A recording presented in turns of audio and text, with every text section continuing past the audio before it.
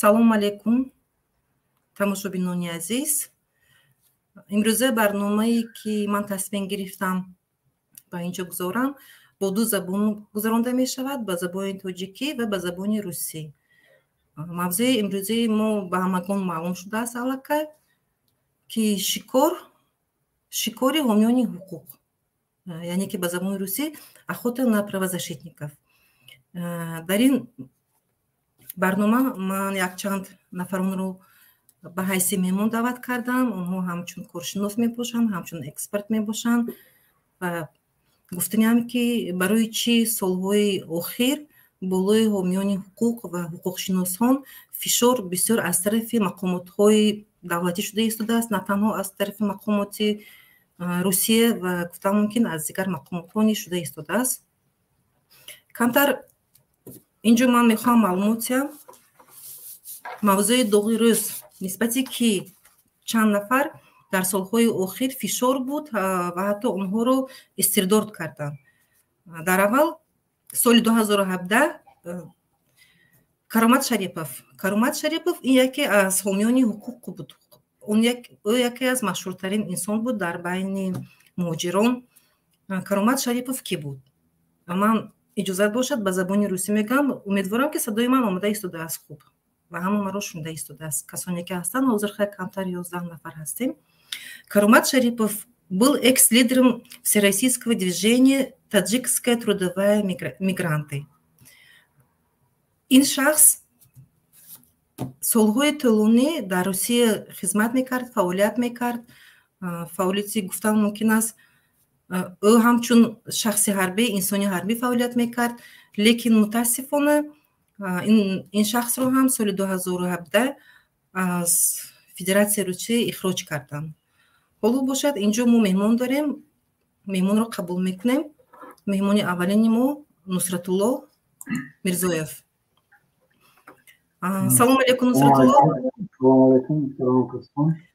Нусратулло Мирзоев ин кас адвокат, ҳуқуқшинос мебошанд, лекин айни ҳол берун аз ватан иқомат доранд.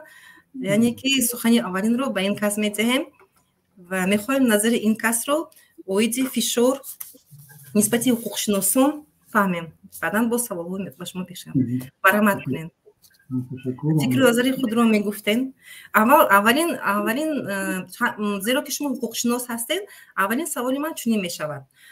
шумо ҳамчун ҳуқуқшинос фарқ байни ҳуқуқшинос ва ҳомиёни ҳуқуқро чӣ сар мебинед?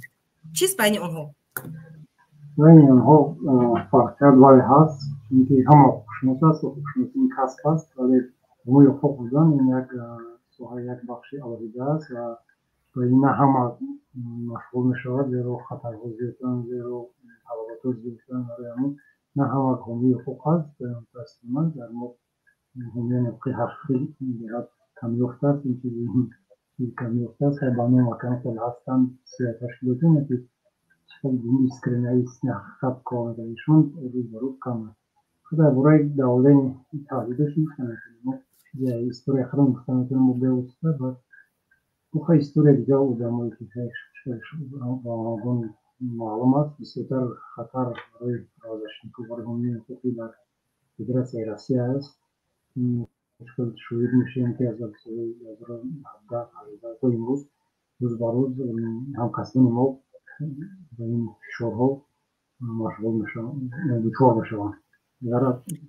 ҳар кас ки хост ҳар вақт метавонад аз ин халос шавад. яъне ки ман гуфтам мехоҳам ки дар болои шумо ҳам фишор буд. дар Тоҷикистон шумо таҳти фишор қарор додем. чӣ маҷбур кард ки шуморо берун бирояд, камтар аз мавзӯъ баромада бошам? гарчанде ки шумо ҳуқуқшинос ҳастед, барои ҳамин ман мехоҳам қазаи худро камтар инҷо низ баён мекардам. бале, ман обши гап задам. дар бораи хатман ман аллакай 10 солае ки адвокати мустақил ва ҳуқуқшинос кор мекунам. дар якчанд ташкилотҳои ҷамъиятӣ кор фаъолият кардам. сар карда амҳаро ассоатсиясияи мазохиристов ташкил бо дастгирии вазири пешинаи мудофиа шаҳрвазир Хараев маҳкам карданд. асоси баъд бо мо қарор нашд ки мо ташкилоти нав маркази офис гражданских свобод ташкил кардем. бо ҳуқуқати ҳам кор кардем. бюро по правам человека. бисёр ташкилотҳои бо нуфузи ҷумҳуриёӣ дар Тоҷикистон اون چون خوششناس کار فعالیت میکرد. بعد به اوستا سلام علیکم به اوستا در کالیسیا مبارزه ضد اشکنجه به جزایر در ترکستان ادوکات از سال 2016 تا 2020 کار فعالیت کردم. در طول فعالیت من سالهای اخیر در سال 2016 پدیدها فشارها بهت زیاد بود. من در 2020 به کنشنی etap şomatı İstanbul'da devletler yani böyle hiç çoğunlukla dinlemeye kadar oradan Müslüman yaklaşık 80 nefere başkan kadar hapis kaldı o çoğunlukla devletler onda hatta zirkini gayrikanuni bu tahılın horo gayrikanuni yarışmaları imkanı bu oturmam var çünkü ben taraf dalın asıl şirketler burada Müslüman oradan takdiri durmaya yarışıyor devletler. شما پرونده سیاسی داشتین در دش خود؟ بله بله به استاد اساساً هم جلوه سیاسی داشتم و جلوه شانسی سعید نوردین شانسی به استادی و یکی از فعالان جمعه بود مثل کروپسی مبارزه بود در اون پرونده و به استاد جری شوق قرار داشتیم چون میگم در کوکر جبهتی ایران زیر نظارت بیرون مقامات ولد قربانی وارد رسیده. اما یعنی که فشارها بالا سر شما رو مجبور کرد که از تاجیکستان بیرون روید. بله بله. به خاطر امنی حفظ جان خود. اما اینجا جمشید یوروف هم اومدن حقوق شناس این کس رو معرفی کردن. یگان ضروریت نمیبینن زیرا این کس رو اکثریت میشناسن. سلام علیکم جمشید خوش آمدید به برنامه امروزه ما که با ما این به نهایت برنامه مهم است مخصوصا برای حقوق شناسان و حامیان حقوق. صداتون یک دقیقه جمشید صداتون شد. صدام شما کشته داخل بخشش من یوردمچی دارم. معظمه سلام علیکم نصرت الله خیلی شدم که دعوت کردین در این برنامه و اگر کوتاه گپ زنیم سبب اساسی برای چی فشار بالای همین حامیان حقوق در تمام دولت‌های پسا شوروی رو ما در نظر داریم برای اینکه فقط در همین دولت‌ها کمتر خبر داریم در آفریقا و دیگر جای قدرم خبردار نیستیم در چیست در اون است که حالا همین دولت‌های پسا شوروی یعنی تاجیکستان ازبکستان و در مثال اخیران می‌بینیم در روسیه حالا همون راهبران حالا همون سرداران مقامات قدرتی با همون تفکر قدیمی دوپالری هستن یعنی که کسی با ما نیست و دشمن من هست تو پروتیف میاده همین خیر یعنی همون یک ساخت دولتداری چی ساختگی اونها ژاندارمسکی هست یعنی که کسی که بر مقابل ما هست که کسی که به ما خلل میرسوند و فرقش نیست و قانون رو به ما میگه که مثلا قانون رو رعایت کنید یا که به کسی دیگر نشون میدهد که در اینجا خطایی است و دشمن حساب میشود و برای همین حتما باید با تمام راه و واسطه از همین اقلا کمش از ساحه حقوق شناسی از ساحه رساندن یاری حقوقی به خلق و به مردم بیکار کرده شد. این هم کاری سبکش خیلی وزبینش این مرگ است کشتن وریانت اخیران بعد دیپورت کردن هست کسی رو به مثال من شما به مثال نصرت الله پیش کردن از تاجیکستان یا اینکه از وطنش و از جای بودو باشد.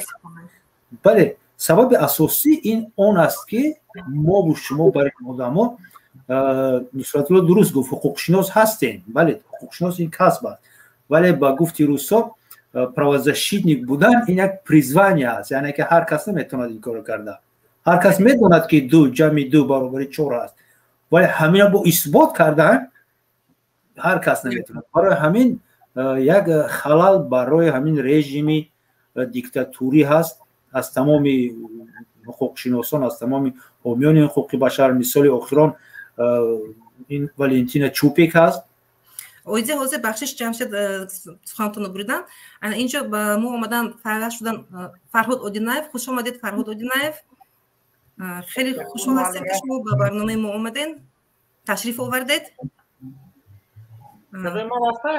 صداتون خوب اومده ایستاده است. سلامت باشید. رحمت که دعوت کردید در برنامه‌تون. اولا سلام و درود خود رو به شما و به آقای جمشید و آقای نصرت الله و به تمام بیننده‌های شما میرسونم. چیزی که آقای جمشید گفت، من حقوقشناس نیستم، ولی من حدودی زیاده از 8 سال در روسیه چون правозащитник کار کردم با مهاجران. یعنی من از کار والنتینا چوپیک، عزت امان، کرامت شریپوف، از همه این برادرانی که در روسیه فعالیت میکنن خیلی از نزد آشنا هستم و اونها رو خوب درک میکنم. درست است یک ادوکات دیگر رو خوب میفهمد و خوب درک میکند، چون اونها آشنایی دارن، همکسبن و میتونن در سودها در دیگر اشتراک میکنن و میدونن چگونه او رو خیلی خوب درک میکنن. من حالا والنتینا رو خوب درک میکنم، چون من حداقل 2 بار در این وضعیتی که حاضر والنتینا قرار دارد، من 2 بار در این وضعیت در روسیه بودم. وقتانا من رو که شهروندی روسیه دارم، روسیه بازداشت نکرد، بازداشت طولانی نکرد. من چند بار وقتی برای محافظت مهاجران میریم، وقتی میبینن که شما تاجیک هستید یا ازبک هستید، قرقیز هستید، ملتتون دیگه است، خیلی سخت برخوردار میکنن. چون یعنی شما خود دچار شده ایستادین با چنین حالتی که عین حال والنتینا چوپیک و کرامت شریپوف، عزت امان رو که فشار می آوردن، یعنی که بالای سر شما هم فشار شده ایستاده است؟ نه، حالا فعلا حالا نه، چون من حالا در آلمان هستم، آلمان در روسیه نیستم. حدود 2 سال زیادتر میشه که در روسیه نیستم. بله، خوشبختانه من آخرین بار وقتی که من میخواستم به اروپا بیام، در بلاروسیا بازداشت شدم. از قضیه من اقای جمشید دیگران خیلی زیاده 40 روز اونجا بازداشت بودم.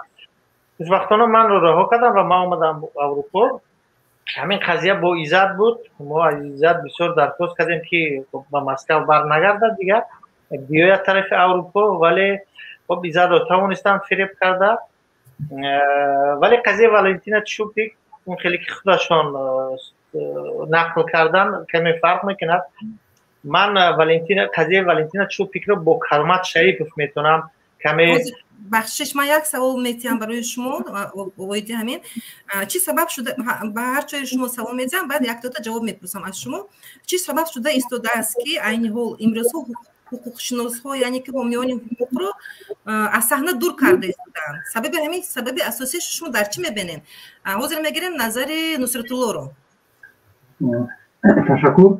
با فکر من شده که значит результат هست، значит کار ما اون شده، значит ما قبل از میشد بزنیم، значит ما چیزی در اصل بسیارم یا تغییراتش بسیاره. با فکر ما همین تو طرفا میکنیم که کسی در میشد میکنیم، یک کار مانده میشد کسی را تقریب میرسید، تقریب میشنوانم کنید. فهمویم نظر شما بود. جمشید نظر شما چی است؟ شما در چی میبینین که امروز ها فشار نسبت حامیان حقوق زیاد شده ایستاده است و اونها رو از صحنه دور کرده ایستادن؟ سبب یک چند تا میباشد. مثال یکی از سبباش این محلگرایی، ملتگرایی، شووینیزم، ناسیونالیسم یا که راسیسم در مثال روسیه میگیریم. با فکری مقامات های آنجا، با فکر اساساً با فکر مقامات های کارمندان مقامات قدرتی، یگان کس حقوقی زیر سوال ماندن یگان قرار مقامات دولتی و قدرتی رو در آنجا ندارن، علل خصوص یگان نماینده دیگر دولت. بغیر از این من گفتم میتوانم که در روسیه با مردم آسیای میانه با همچون یک مردمی درجه دوم یا اینکه سوم نگاه میکنن و این هم یک برای آنها عجایب می شود که از بین این با گفتی خودی همون روس ها نوآدم ها آدم پیدا شده حقوق با آنها میفهماند. Учить нас еще вот этот из Средней Азии чурка, гуфта, хотя мы служили в свое время для них. سالهای 45 41 45 ما همراه اونها بودیم. نیکی ها تیز فراموش میشوند، بدی ها میمانند در خاطر انسان. و یکی از دیگرش که هم در تاجیکستان این دیده میشود، هم در ازبکستان و هم در روسیه، در همه جا در همه دولت های دنیا دیده میشود. این یعنی که سببش آن است که با مقامات قدرتی نمیفورد که سیستماتیک یعنی که همون چی میگن آماری کاریشان ویران کرده شود. نمیخواهند آنها که درباره خطاگی های آنها، جنایت های آنها کسی خبردار شود از مردمی بالاتر یا که اهالی آشکار. همین خطاگی ها آشکار نشوند تا اینکه جای آنها عوض کرده نشود به یک کسی دیگر. برای همین باید دهان حقوقشناسان، دهان حامیان حقوق، دهان آن مردمی که به خطاگی ها نشان میدهد باید بسته شود. همین دو سبب اساسی است، یکی ملی شووینیستی محلگرایی و دومش این ترسیدن از کرسی و از دست دادن درآمدی برای کروپسیا و جنایت به دست آوردن. فهمم. فرهاد نظر شما؟ نظر من کمی از نظر نصرت‌الله و آقای جمشید فرق میکند، چون من در روسیه زیاده از 20 سال زندگی کردم و روسیه را خیلی خوب میدونم. این چیزی که آقای جمشید گفتن در روسیه این چیزا جا دارد، ولی اساس به فکر من که اساس این سمتی رفتن حکومت به یک حکومتی دیکتاتوری است. چون در کشورهای آزاد نصرت‌الله گفتن که کار و فعالیت اونها نظررس شده است به دیگران ضرر میرساند. این همه وقت بود، چون حقوق شناس پروازشید اینها همه وقت اونو که از حقوقهای شهروندان حمایت میکنن و از مهاجران، این به اونها خلل میرساند، به مقامهای قدرتی همه وقت خلل میرساند، پیشتر هم مهاجرم در آینده هم خلل میرساند. ولی اونه که حکومت امروز سخت گرفته است، امروز نمیخواهد که کسی در این سمت فعال باشد، فعالیت کند، این جوابگوی اون است که حکومت دارد میرود به یک جنبه دیکتاتوری. دیگر اون نمیخواهد که حرفی زده او از همین رمکه‌ای که برای چارچوبه‌ای که برای شهروندان و برای حقوق شناسان به همه معلوم کرده شد از اون کسی بیرون برآید. تو میتونید برای مثال در روسیه میتواند کیف عضو فعالیت کنند، اون پروازشید میگوید که یک نمود با حکومت همکاری دارم. من بسیار پروازشیدهای میدونم، بله در عموم در روسیه فعالیت میکنن و گرانت های دولتی میگیرن، جایش میاد از مهاجران محافظت میکنن، ولی اون همش مصلحتی است و مصلحتی خب یعنی اون فعالیت میکنه لیکن فعالیت غیا به مردم فایده کم میبره، کمک کمتر میکنن، درست؟ ولی چون وقتی که شما گرانت پرزیدنتی میگیرید برای سال آینده اون گرانت گرفتن شما خیلی تلاش میکنید که به نفسی حکومتداران نرسید و جاش باید که تو نشان بدی که کار کردستی، حقوق مهاجران رو محافظت میکنی. در جای لازمیش که فرض کردیم یک شرکتی خصوصی حقوق مهاجران رو ویران میکند، در اونجا خب دیگر چراغک سبز است، اونجا میتوانن اونا فشار بیارن بالای اون کارخانه و حقوق اون مهاجران رو محافظت کنن. ولی در اون جایی که حقوق مهاجران رو حکومت ویران میکند، MVD ویران میکند، در اونجا اونا دست نمیزنن، یعنی که تلاش نمیکنن که حقوق مهاجران محافظت کرده شود. فهمم. تشکر برای نظرتون. اینجا یک مهمان دیگر آمدن، محمد زاده. سلام علیکم. سلام علیکم به کلی مردم، به کلی تماشا بینندگان. لیکن بنابر ما قبول کرده ایستادیم. از اوید موضوع شما خبردار هستین عباس؟ متاسفانه آنقدر آگاه نیستم. من تصادفاً وارد این چی شدم، دیدم که به یک برادری بزرگمیریاروف اینجا صحبت دارن. من اصلا این برادر بسیار میشناسم، راستی گپ انا طریق ویرتوالی میشناسم، از نزدیک شناس نیستیم. برادرشون که ما کمتر شناس بودیم، دوست بودیم.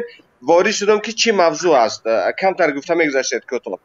موضوع اوید شکار بالای حامیان حقوق و خیلی که به زبان روسی میگیم охота на правозащитников. Совершенно правильно. солҳои охир болои ҳомилаи ҳуқуқ ва ҳуқуқшиносон умуман дар Русия, дар Тоҷикистон ва Осиёи Миёна бисёр шуда истодааст. این یک دور گمان میکنم یک دوره گذریش است. این در کل دنیا این چیز allakay دیده میشود. این چیز این چی میگن فشار بالای نمایندگان حفظ حقوق یعنی که جامعه شهروندی این چیز البته در این کشورهای پس‌شوروی یک دوره برای این مردم یک دوره گذریش است. یک دوره گذریش است. گمان میکنم ما اینو پشت سر میکنیم اگر که ما از همین راه دست نکشیم، اگر ما حقیقت مثال خواهیم، اگر ما همین سو اگر روان باشیم، انشالله گمان میکنیم که ما یک درجه موفق هم خواهیم شد. برای که مردم اصلا میخواهند که حقیقت شنیده شود، حقیقت دیده شود.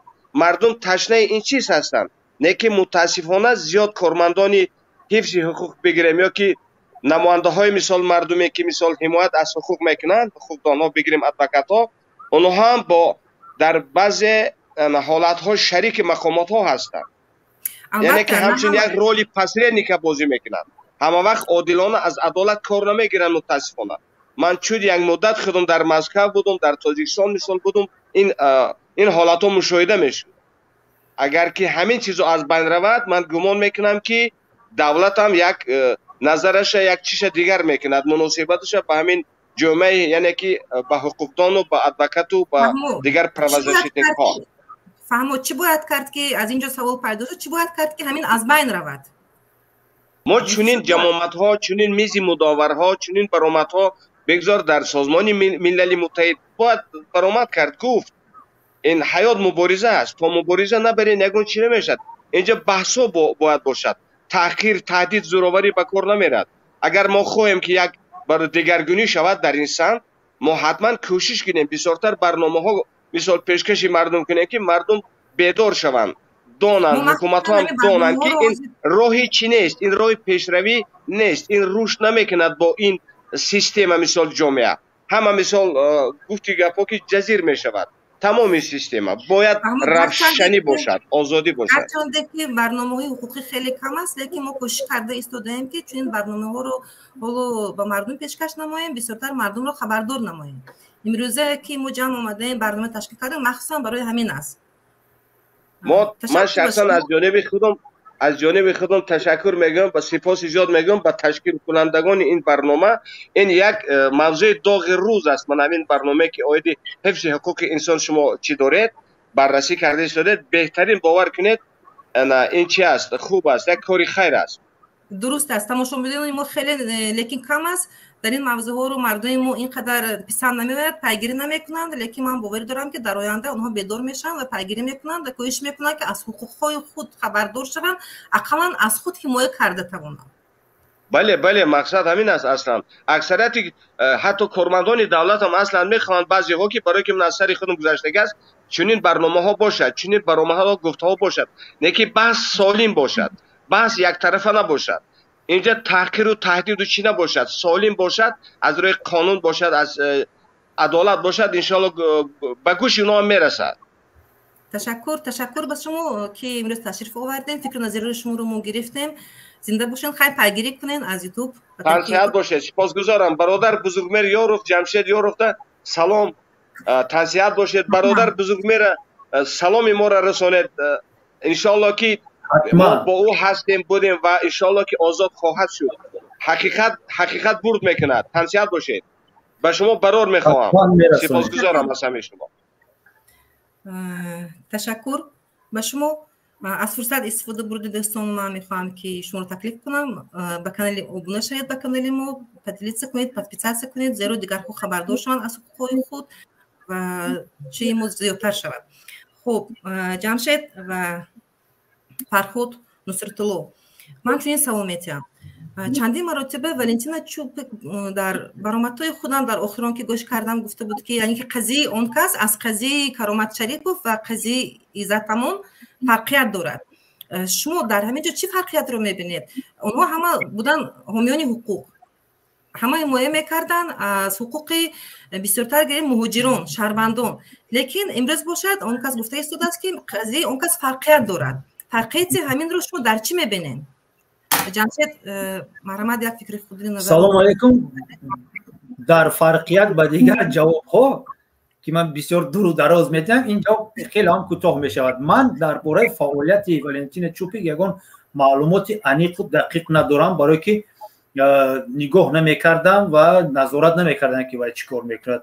سببش همین است که همگی یک بار من باید در علاقه برآمدم و اون رو این زنک رو یا همچون یک زنی دغلی درشت سخن دریافتم و دیگر با او در علاقه نبودم، درباره او نمیخوندم، نه برآمدهای او رو گوش میکردم و نه دیگر. برای این من نمیدونم که قضیه او از قضیه کرامت شریف و عزت همون چی فرق داشته باشد. من یگان تصوراتی ندارم. باور کنید این رو ببینید که چندین روزها اخیر مردم در اینترنت گفته ایستادن که مثلا بومیرانگ که вернулась و так هر نظر خود رو هر خلا بیان کرده ایستاده است.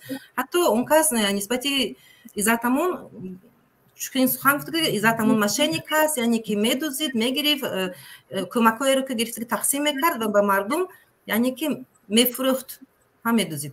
چون گپ هم شده که بود. به این چه خیلی شما نظر شما است که حیات بومیرانگ است، یعنی که چی که не делай зло кому-то روسو میگویند برگشت به خود چوپک؟ نمیدونم، اگر کرده باشه برگشت، اگر نکرده باشه برنگشت. من فکر نمیکنم که من عموما در آن فکر هستم که یک انسان نمیتواند که پورا پاکیزه و مانند شیخ ها باشد، یعنی بیگناه باشد. همه ما یک کمبودی داریم، همه ما یگان چیز داریم. چوپیک هم نبوده گیست در فعالیت کاری خودش هم، ولی من عموما درباره او نه یک نظارت میکردم که همین زنک چیکار میکنه چیکار نمیکنه و در قصه او هم نیستم که چی حال دارد، عینی حال چی میشود نسبتی و چی نمیشود، چون که میدونم که به نهایت هم مردم زیاد رو حمایت کرده است. یعنی که اگر حمایت کرده باشی پس باید تو رو هم حمایت کنه. اگر تو با مانند خیلی که خودت مراجعت به چوپیک است میگفتی که این عزتمون مشینیک و دروغگو باشی، یگون کس تو رو حمایت نمیکنه. یگون کس عزت امان رو حمایت نکرد چون که مشینیک بود گویا، پس تو رو یگون کس حمایت نمیکنه. اگر تو مشینیک نباشی تو رو حمایت میکنه. تو به نهایت شناسای زیاد داری در دیگر دولت و در دیگر تشکیلات حقوقی و امکاناتی هست که تو رو با ازبکستان با پدوال‌هایی که در آنجا نمیدونم میکشند او رو چیکار میکنند که من باوری ندارم که با این زن چنین رفتار کنند. بعد از اون که میرزیوف اینقدر رفرم گویا کرده ایستاده است، هیچ باوری من نمیاد که او رو در پدوال‌های SMBS چون که چی میگن SBU شکنجه کنند. ولی او خودش خوبتر میدوند قضیه خودش رو. از ما فقط نگاه کردن و نظارت کردن میموند، تمام، دیگر هیچ چیز. فکر من در اینجا دیگر خیلتر از کمتر جمشید موزه که ما حقوق شناس هستیم، نو بس از اون که کی است و چی است باید ما حمایت کنیم، باید که صدا بلند کنیم. اقلا که برای چی برای ما هم حمایتگرانی بینید میدونم گفتی خودش تمامی دنیا باید حمایتش کند. مثلا در این بحر و اقیانوس آواز ما شنیده هم نمیشود. نو بس از اون آواز ما شنیده میشود نمیشود، لیکن ما باید کنیم. بله ما باید کنیم اگر ما همین وجدانمون خواهد در این کارو کردن. وقتی که من نمیخوام همون آدم رو حمایت کردن، من حمایتش نمیکنم، من از دوری ایستاده نظارت میکنم که چی میشود. اگر باز همون نظارت هم خواهم کنم، نخواهم بعد از فرهاد یا که از نصرت الله بعد دو سه ماه میپرسم که همین کاری چوپیک چی شد دوستو، گوجا شدم آدم. لیکن این رو ببینید که در تجربه کاری من بودن تو این پرونده‌ای که من نمیخواستم اون پرونده رو گیرم، لیکن چی نمیگه، لیکن از روی وظیفه خود، اتیکا استیتیکای خود من همون انسان ها رو مجبور بودم که حمایت کنم. یکی از اونها میشن تجاوز به ناموس رو، یعنی که 138 رو نه هر کس میتواند میخواد که همون انسان رو حمایت کند، لیکن متاسفانه چنین جواب بود. ولی اگر اجازه که من نقصر من نظمش من شما که در روسیه بودید ولی من از نظر میشناسم ما با ولنتین همکاری هم کردیم. ما بارها در بعضی مرکه‌های عمومی وام می‌خوردیم و ما اگر برای مثال چوره‌بینی هم در در موضوع مهاجرت میگذراندیم. البته والنتینا رو دعوت میکردیم. خیلی که جمشید خط کردن درست که خانم والنتینا کمی سختگیر بود، درست گپ هم بود. اون رفتارش با کارمندان حقوق یعنی که با پلیس مسکو هم چنین بود، اون سخت میکرد. برای مثال ما برخورد ما از فرق میکرد. ما اگر میرفتیم از میور حقوقی طلب میکردیم ولی والنتینا بیشتر از دعوتاش و اون درشتر بدن. اولش که روس بدن، دیگر این وابسته بر همون ملت خودش بود. برای این سخت میگفت با پلیس بسیار جنجال میکرد. یک کمی از پروازشنیچه‌های جنجالی هم بود، میتونیم چنین بگیم. ولی با تاجیکای ما خوب بود، همکاری خوب میکرد. هر کسی مراجعت میکرد با کسی هم فقط به خاطری که اون نمیدونم تاجیک است، نمیدونم یا که طرفدار عزت است، این گناه نبود. اون همه وقت همه رو محافظت میکرد. به چنو چرا درست که بعضی اختلافات بین حامیای حقوق در روسیه هست، این پوشیده نیست، این چیز پوشیده نیست. ولی ما در حال حاضر باید این رو صرف نظر نکنیم، ما باید رو به اعتبار نگیریم، چون ما میدونیم که بین ما تاجیکا خودمون هست این اختلافات. چرا ما باید یک نفری که حاضر در دشواری است اون رو باید بیشتر حرکت کنیم که اقلا هیچی نمیتونیم در حقشون باید دعا کنیم که خب تستر آزاد شوند. ولی از اون اگر که شما اجازه من کم بیشتر شرم میتم از حالتی که حاضر قرار دارم. والنتینا حاضر هم در بازداشتگاه موقتی شیرمیتو هستن. حالا 2 نفر دیگر با همسایگی داشتن، اون نفران رو گرفتن. والنتینا حاضر تنها است.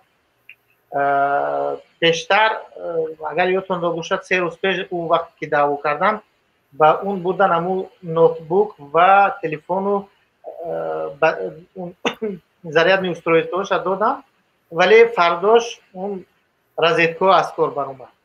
یعنی ماکسیمال حرکت دارن که والنتینا با کسی در تماس نباشد. تا حال از گذشت 2 روز هیچ کس نمیدونه که والنتینا آیا در مسکو هست یا نیست. این یک خبر. بله این 2 روز اخیر نمیدونه، چون 3 روز پیش در تماس بودن، 2 روز بود در تماس نیستن و هیچ یکی از تلفنش کار نمیکند. خب این بگو ساعت 8:30 رئیس مسکو توشکند هست. احتمال دارد که اگر یه اسپیچی هم که با پروکراتور روسیه نامه نویست که وقت بتیان تو پروندهش بررسی شود در چند روزی نزدیک. اینم البته اون کمیسر، اون نفری که در مقامدار اسپیچی که این کارو کرد گناهگار است، چون باید اونو فوری ریشینی میروردن، یعنی باید سود میگذارن و ریشینی میروردن که والنتینا چوپیک باید استرداد نشود. و بعدا ما باید تلاش میکردیم کشور سیوم میره برای والنتینا بفهمیم که اون از روسیه خارج شد، چون اون شهروندی ندارد. اون تو یعنی یک سندی حجت گرفتن نمیتواند کدوم کشور دیگه سفر کند. یعنی هر کسی که در روسیه یا در کدوم کشور دیگه پناهنده شد با اون پاسپورت نمیتونن، ولی حجت میتونن پریزنوی دکومنت نام دارد. یعنی اون مثل همون زاگرام پاسپورتی نمیدونم هر کشور است، ولی اون پاسپورت نیست، اون موقتی است، اون پریزنوی است، پریزنوی حجت دکومنت است. این با این اون میتواند از هر کشوری که میرود، فرق ندارد کدام کشوری که نرود، کشور سیم از اون ویزا میگیرد، فقط با ویزا میتواند رفت. ما از اون چیزی که درک داریم روسیه اون حجتی والنتینا رو بازپس گرفت و اون رو از محروم کرد از پناهندگی سیاسی داشتهش. در حال حاضر والنتینا یگام حجت ندارد که به کشور سیوم برود و این خیلی مشکل است. مشکل اساسی والنتینا چوپیک خیلی مشکل است. درست این معلوم نیست و در آینده چی میشود اینش هم معلوم نیست. خب اگر ریشین سودی یا اسپیچه در دست می بود امروز که والنتینا را استرداد نمیکردن با توشکند خیلی خوب میشد. در آینده ما راهاشو پیدا میکردیم، چون با مو کمیته مهاجرت در نزد اون هست، این شرایط هست، یک کشور سیوم اون رو هم چون پناهنده قبول میکند و بعد اون رو حجت میکرد که با اون حجت از روسیه ترک کنه، و اگر نه اون با به حجت روسیه رو ترک کرده نمیکنه. یعنی که این هم حالی معلوم نیست کشی کرده استودن هم حقوق اکثریت هم ادوکاتشون کوشش دارن، تلاش دارن که این کار رو انجام کنن. در حال حاضر این چیز معلوم نیست. اگر همین بگاه اون رو نمیدونم اگر به توشکند نفرستن، امیدی کمی یعنی امید پیدا می شود که والنتینا رو نجات بده. خب تشکر. نظر شما رو آید والنتینا چوپ گرفتیم. انیول اکی شیرزمان. سلام علیکم اکی شیرزمان. سلام علیکم. معذرت میخوام که از ابتدا شما به وعده کرده بودم که شرکت میکنم و ولی متاسفانه همین نوبت پویدن بسیار طولانی شد. ما که اینجا که چه است بر روی خط گیری اهالی است و 2 روز دیگر باقی مانده است. حتمی من مجبور بودم که این روز نوبت بپویم و قریب که 5 ساعت در نوبت بودم و اخیراً نامنویس شدم و به خانه نرسیده پیوستم و اینجا اوضاع بیرونه هم زیاد هستن. از شما معذرت میخوام. یکو مشکلی ندارد؟ میفهمیم. من چی میخوام بگویم که کمی به سیاستی میکنم، لیکن یک چیز بگویم که روسیه به تدریج به طرف تاجیکستان میل دارد و حتی در بسیار حالتها تاجیکستان را پشت سر گذاشت در مسئله حقوق انسان. بینه این بازداشت والنتینا چوپیک و قرار در دوره استرداد او یک عمل خودسرانه است. یعنی به روسی پریزوال میگه و تاجیکی میشد خودسرانه. پریزوال به معنی چی؟ من شما که در این همین جای نه پناهندگی داریم، درست تصور نکردنی است که فقط یک چیز سازمان استخباراتی لهستان بیاید و به من بخبر مرا از همین پناهندگی هم محروم کنند و من تماما حقوق شناسم همه بخبر و من مکتوب دهم که دیگر تو حق 30 سال در کشور لهستان بودن را نداری. در اصل چون این دولت طالبا است، دولت مانند به طالبا است که چون این به حقوقی اونجا است. یعنی یک منصبدار با خواست خود از خواست کسی رو خواست حقش میکرد، کسی رو خواست اعدام میکنه، کسی رو خواست میبخشه. این خیلی نگران کننده است. ببینید شهروندان تاجیکستان هر روز قریب 200 و چند نفر، 1000 نفر، 200 و چند نفر هر روز شهروندی روسی را میپذیرند و اونها مطمئنند که با همین حقوقشون بیشتر میشود از امان خود مهاجران. ما دیدیم که شهروندی هم نجات نمیدهد. ما گفتیم که این مناسبت روزها نسبت دیگر ملیت ها و خلقیت ها است. یعنی ما که تاجیک هستیم، ما که سیاه هستیم نسبتا، اونها که زرد هستند ما را بد میبینند، ما را تبعیض میکنند. لیکن اخیراً قضیه والنتینا چوپیک نشان داد که اصلا این با قومیت هم تعلق ندارد، با ملیت هم تعلق ندارد، با نژاد هم تعلق ندارد. در اینجا تماما دیگر چیز در اینجا در روسیه مفهوم حقوق کلن از بین رفت و روزهای خود ما دیده ایستادیم که در این مسئله والنتینا چوپیک از مسئله کرامت شریفوف عزتمون در اون فرق میکند که والنتینا چوپوک و عزتمون به خاطر تاجیک بودنشون ای وای عزتمون خطیش کرامت شریف خاطر تاجیک بودن و حق تاجیک ها را دفاع کردن اگر استرداد شده باشن خارج شده باشن والنتینا چوپوک به خاطر حقوق شناس بودن خود حامی حقوق بودن و گرانت گرفتن از تشکیلات های غرب است که امروز همه شهروندان روسی که از غرب گرانت میگیرن مورد بازپرسی مورد پرسش قرار میگیرن و اونها این مبلغ ها رو به کدام مقصد استفاده میبرن با همین اونها را خب خائن وطن قلمداد میکنن و اونها را از صحنه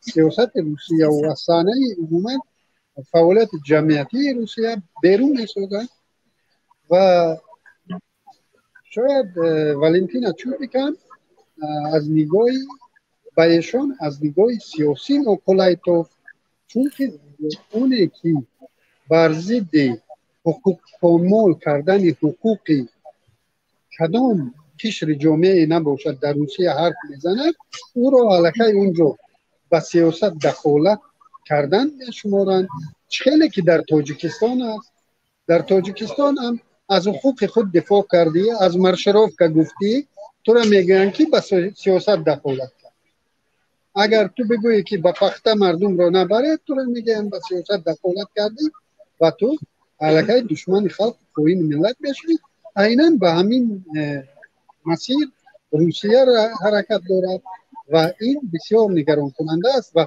مخصوصا برای تاجیکان ما که حتی 20 سال هم شهروند روسیه باشه هیچگاه خود را هم در امنیت حس کردن نمیتونه احساس نمیکنی چون که در هر ساعت میتوانند بیایند و برای مشکل ایجاد کنند بخش شما اینجا گفتنی هستین که یعنی که در اینجا قانون ملت یگون رول بازی کردن نمیتونن نقش نبازده است در حالت والنتینا چوپوک در اینجا با صد رای هر گونه بختیار شدن صد رای هر گونه بختیار من نمیگم که وزارت کارهای داخلی و فسبه بختیار پیش در دروازه‌بان اگر ناحق برآوردی و از حق دفاع در مقابلش کردی تو دشمن همین رژیم میشوی و تو انتظار باش که در مقابل همین خیلی برخورد میشود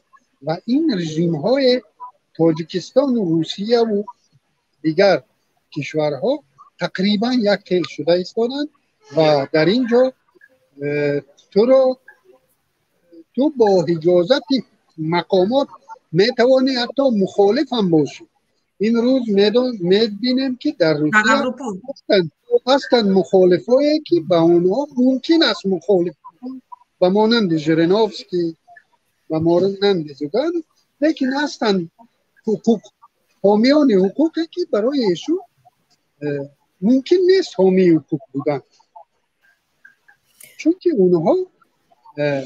اونها زنگ از بالا رو قبول ندارند یعنی والنتینا چوپوک زنگ از بالا رو قبول نداشت درست شما اینجا گفتید که با مسئله گرانت ها اومده است خیلی که والنتینا چوپوک خود پیش هم گفته بود که در ازبکستان از سبب که گرانت میگرفت اینجا مبلغ رفته ایستاده است او پیگیری میکنن بعدا محکم میکنن چی میکنن محکم میکنن بعدا اون کس مجبور میشود که از ازبکستان فرار کند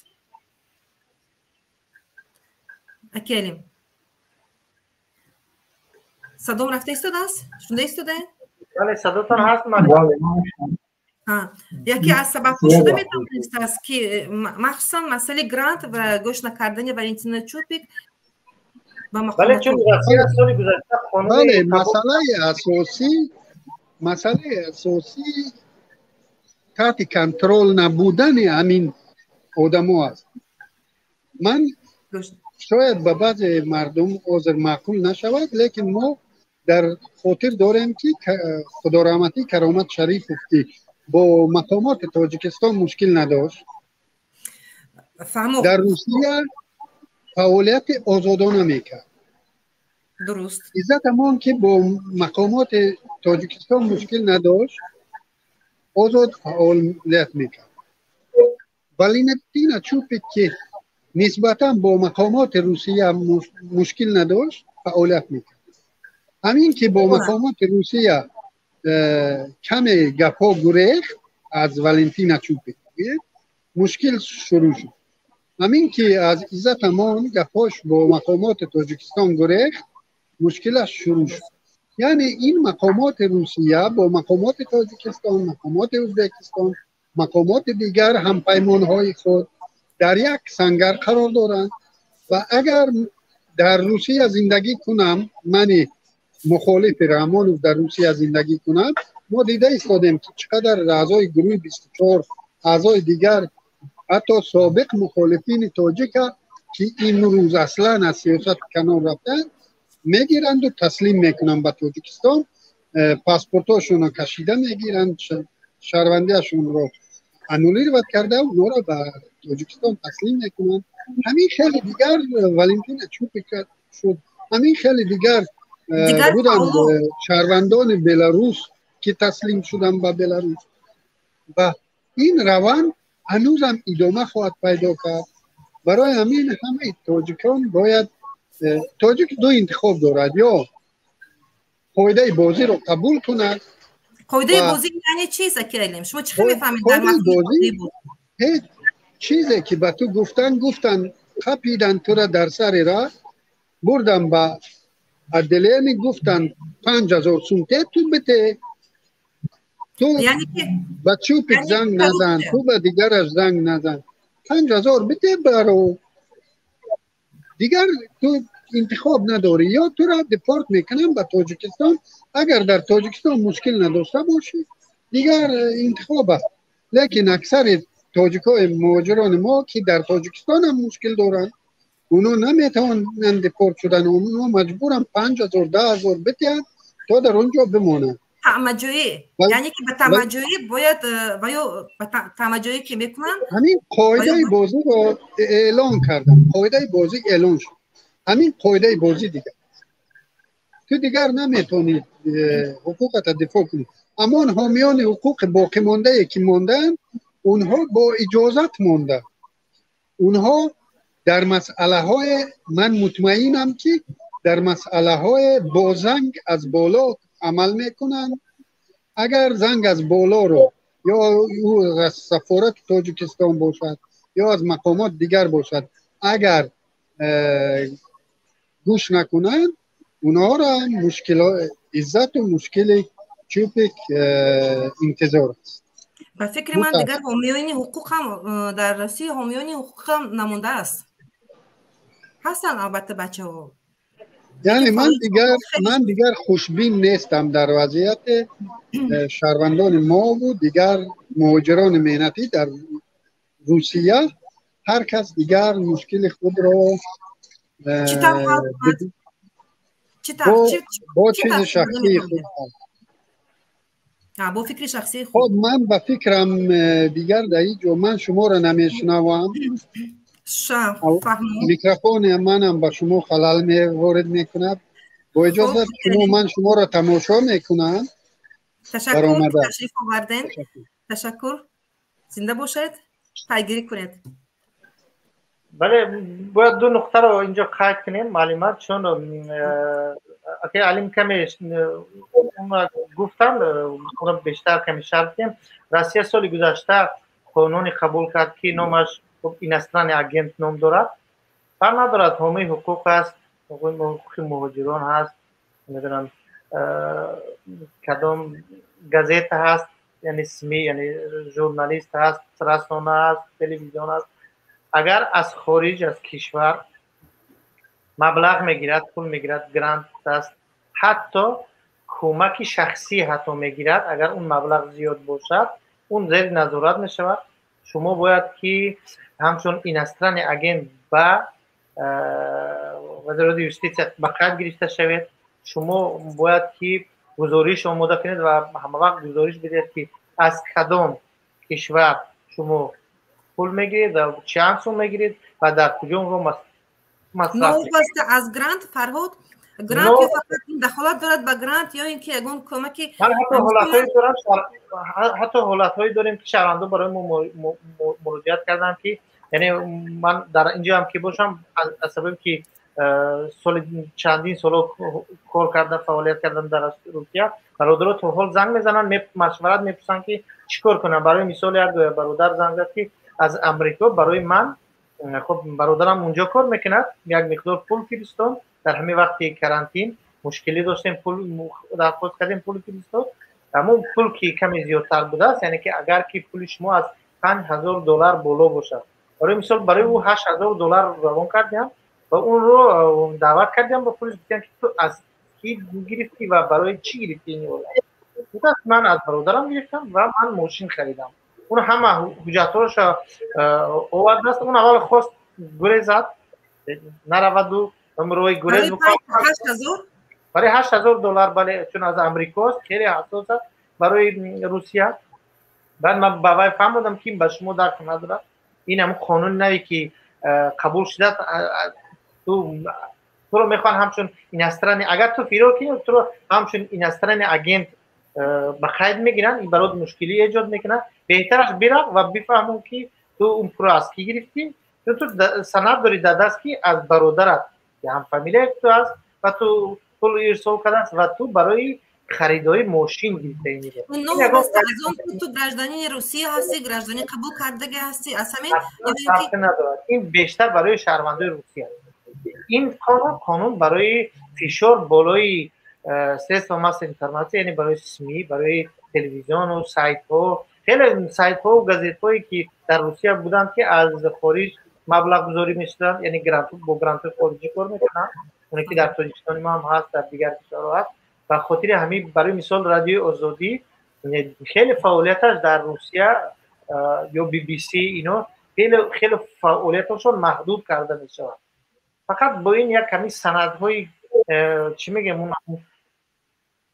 مجبور میکنن اونها که در یک سال 2 بار گزارش آماده کنن چند کارگر دارن برای چی دادن چرا مبلغ میدادگیشون اینقدر زیاد است یعنی خیلی فشارها میارن تا که فعالیتشون کم رنگ باشد خیره‌تر باشد و کم فعالیت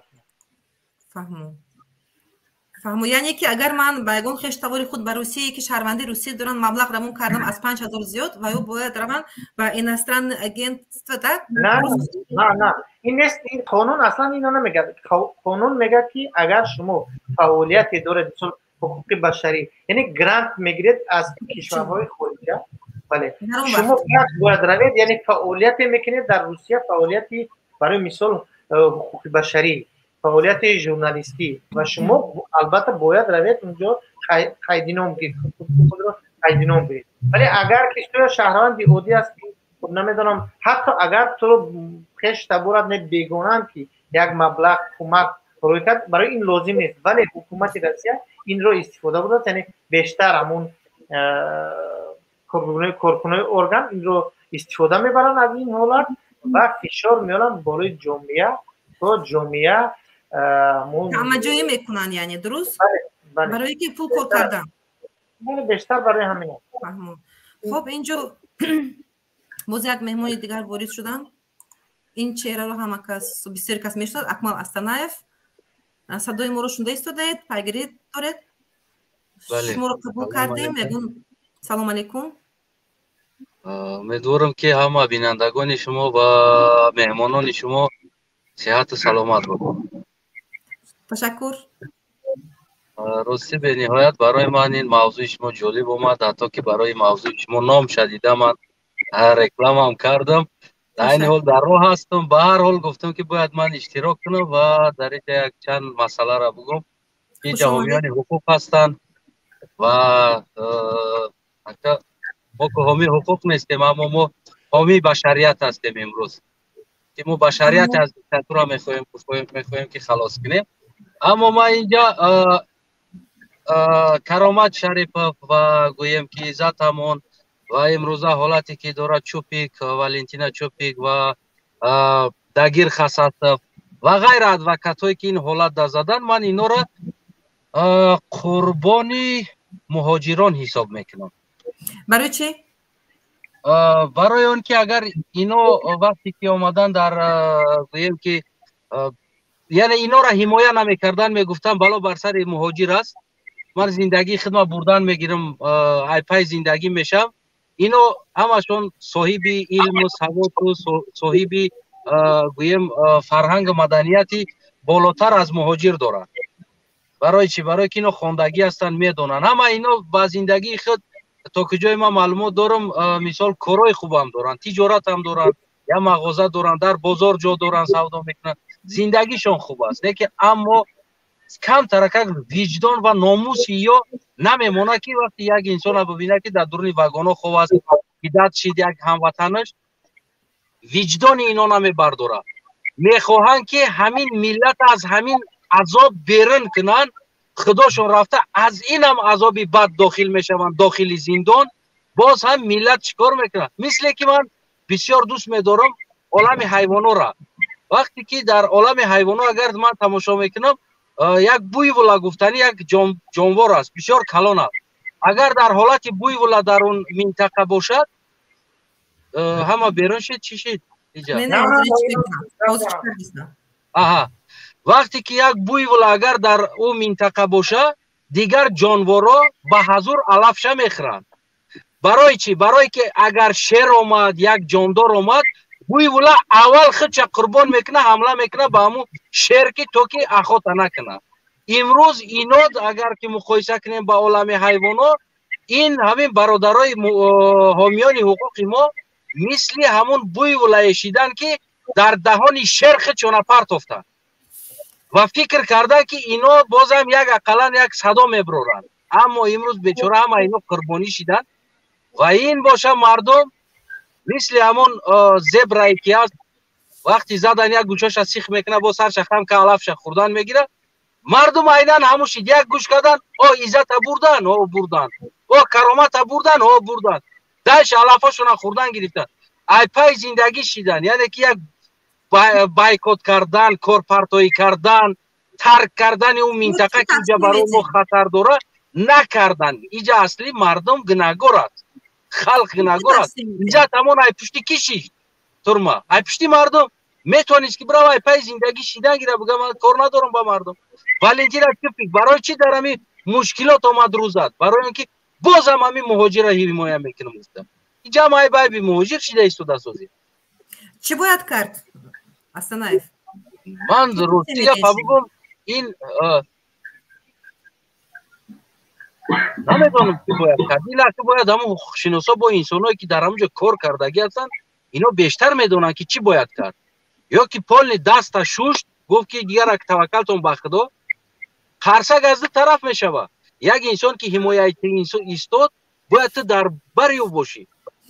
در حمایت اکمل Asanayev این رو ببینین که من برای چی همین برنامه یکچند کارشناس به حیث کارشناس دعوت کردم، حقوقشناس ها که در روسیه قرار دارن، در جگه خواستم فکر و نظر اونها رو گیرم، یعنی که برنامه رو خوبتر بریم.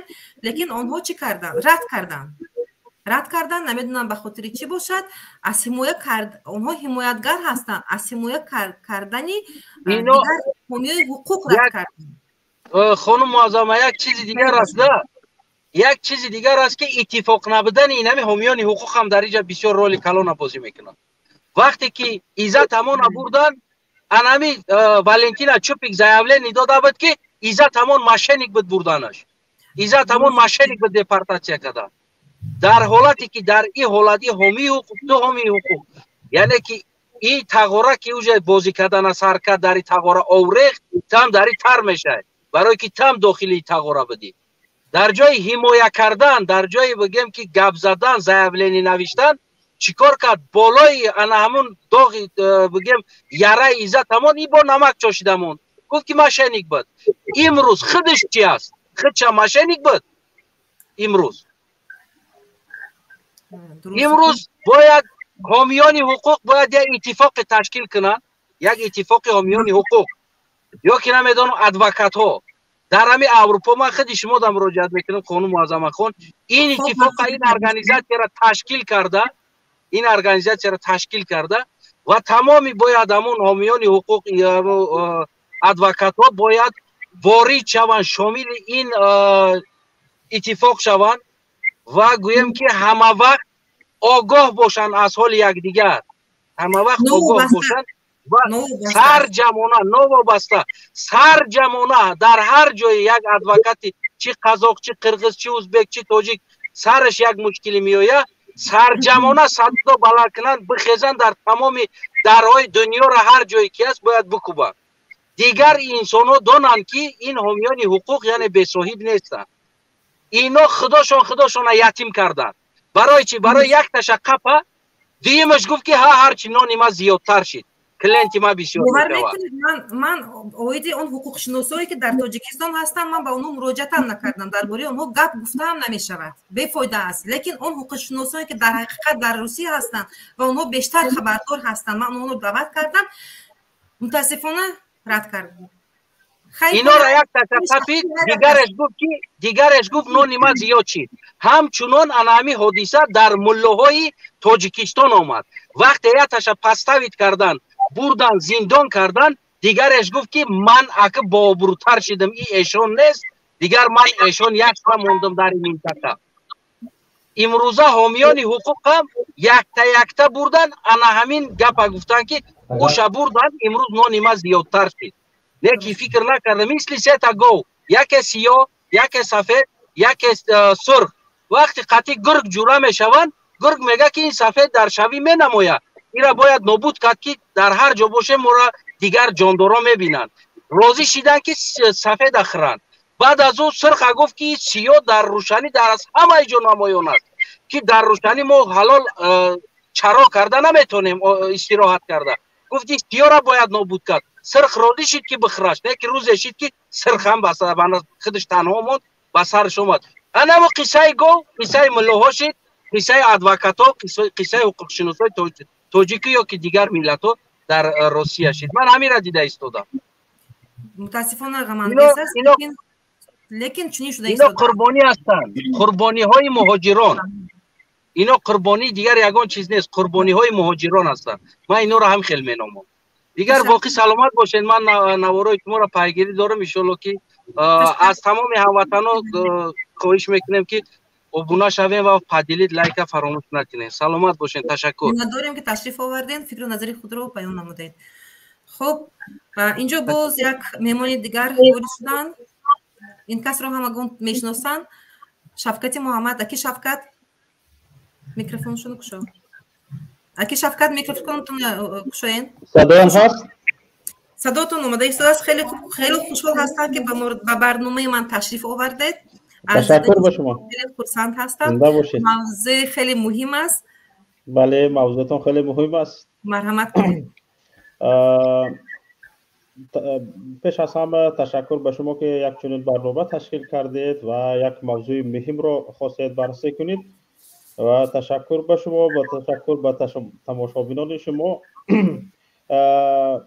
من همین مسئله رو پیش از اون که خانم ولنتینا چوپیک بازداشت شوند چند بار پیش بینی هم کرده بودم که نهایت کار شاید چنین هم شود. چرا؟ برای آنکه کی هاست که در روسیه پیش از همه یک رقابت ناسالم بین وکیلان مدافع حقوق مهاجران وجود داشت. یک رقابت ناسالم و همین رقابت ناسالم وکیلان مدافع حقوق مهاجران را هم حکومت تاجیکستان و هم حکومت روسیه بیشتر سوء استفاده می‌کردند و ایده از آنها حالا هم این ادامه دارد. ایده از آنها برای آنکه به حکومت تاجیکستان خودشان را شیرین کنند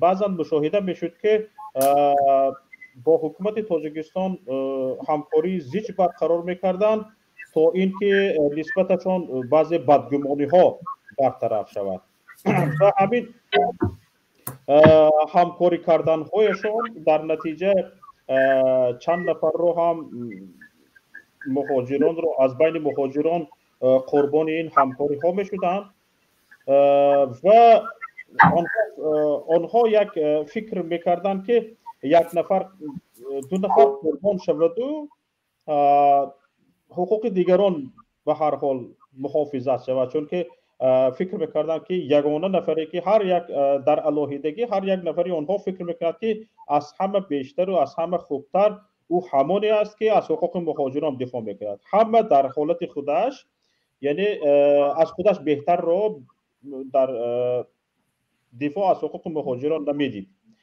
یعنی یک رقابت ناسالم وجود داشت و ضد همدیگر هم کار داشتن.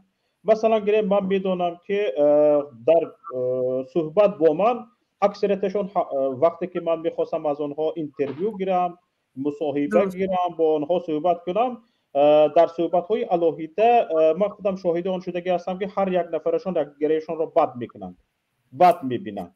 بدبختی ما در همین جا هست اکی شفقت.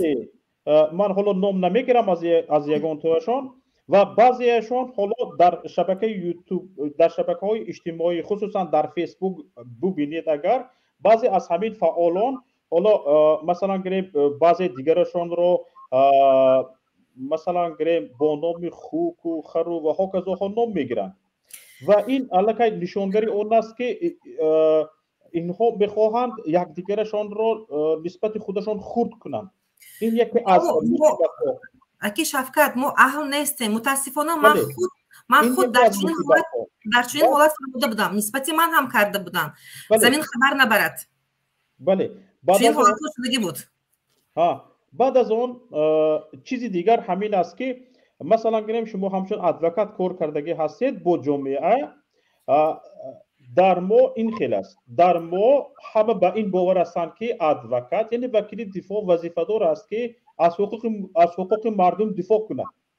لیکن وقتی که ادوکات وکیل به یگان مشکلی دچار شد به سبب که از مردم دفاع میکرد، از حقوق شهروندان دفاع میکرد، طبیعی است که در این حالت ها بیشتر وکیل دفاع به مشکلی ها دچار میشود. البته به کدام سبب؟ به همون سببی که از حقوق شهروند دفاع میکرد، از حقوق کانستیتوسیونیش دفاع میکرد و از دیگر حقوق های قانونیش دفاع میکرد. ادوکات وکیل دفاع به مشکلی دچار میشود. در این جا محافظت، یعنی ادوکات علاقه به ادوکاتی مردم محتاج میشود، نیازمند میشود. درست. بو میگیرن اما ادوکاتی که حمایت دارد دیگر ادوکات رو در تجربه هم این خیل شده است، دیگر ادوکات ها بوتسنگ میزنن. بله هم شده که بود. بله خود ادوکات که در دفاع حقوق مردم به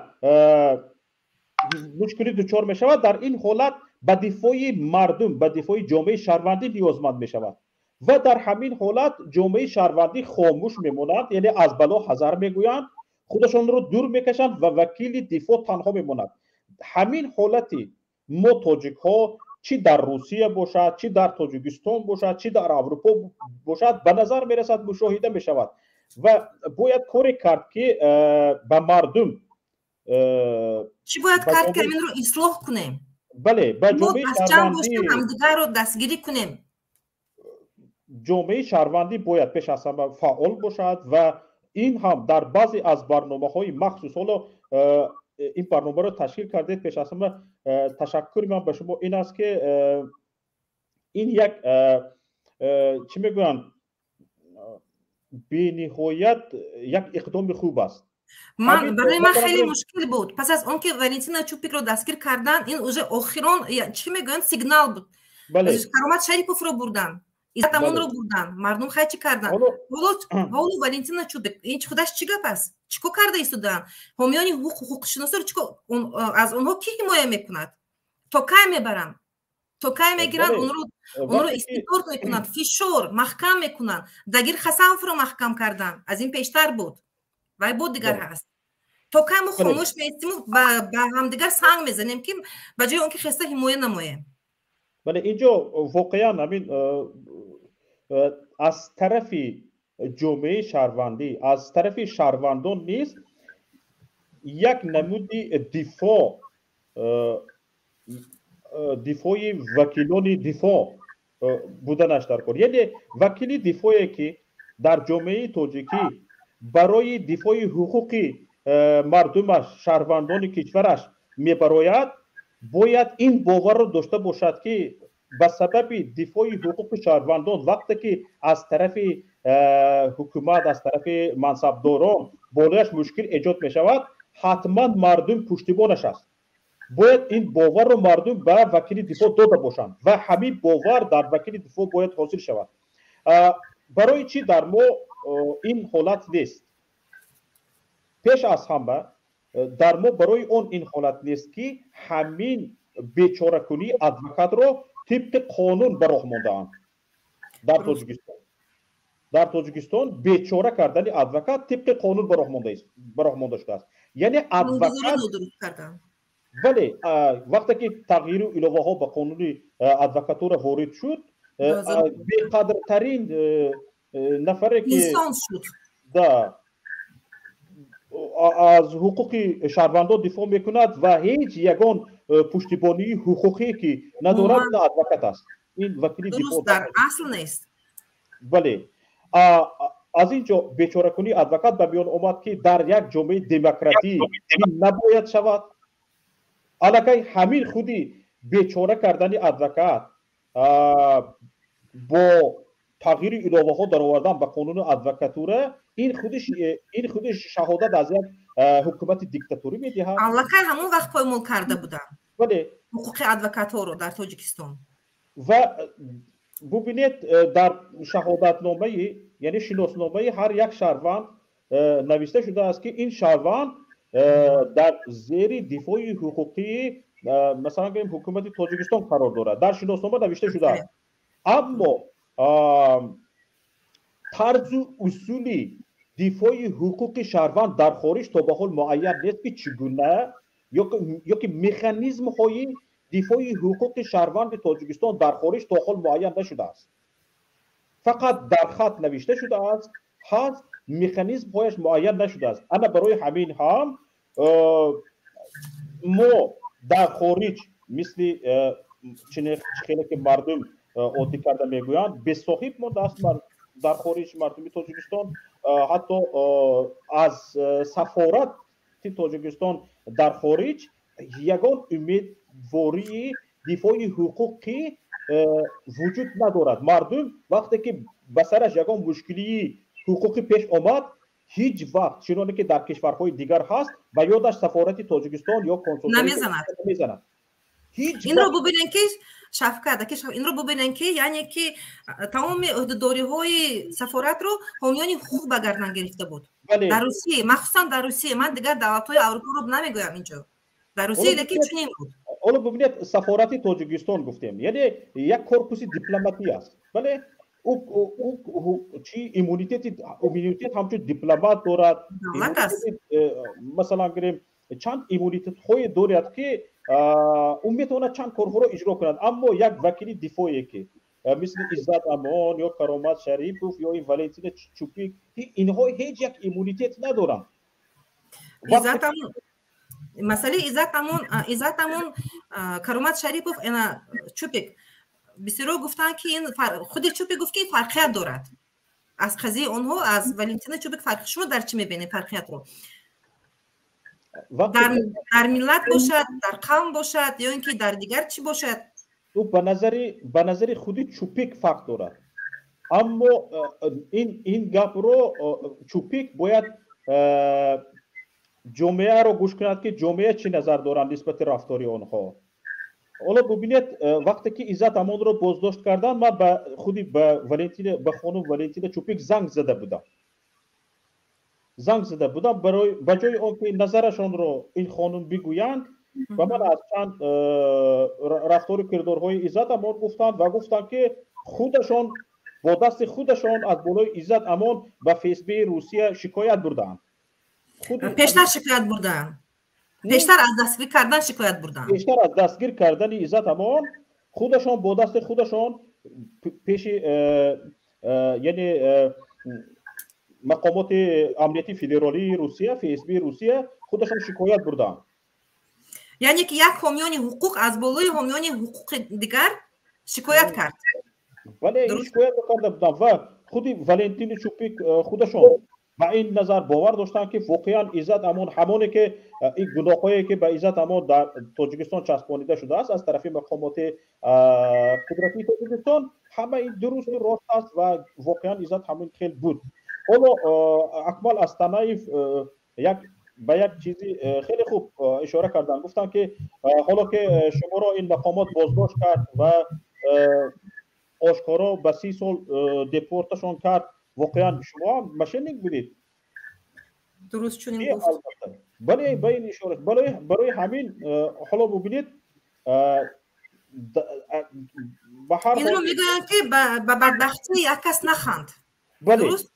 به بدبختی یک کس خندن لازم نیست که بعد از اینکه عزت از همه اینجا تشویش آور چی بود؟ بعد از اینکه عزت امان رو بردن به تاجیکستان، یک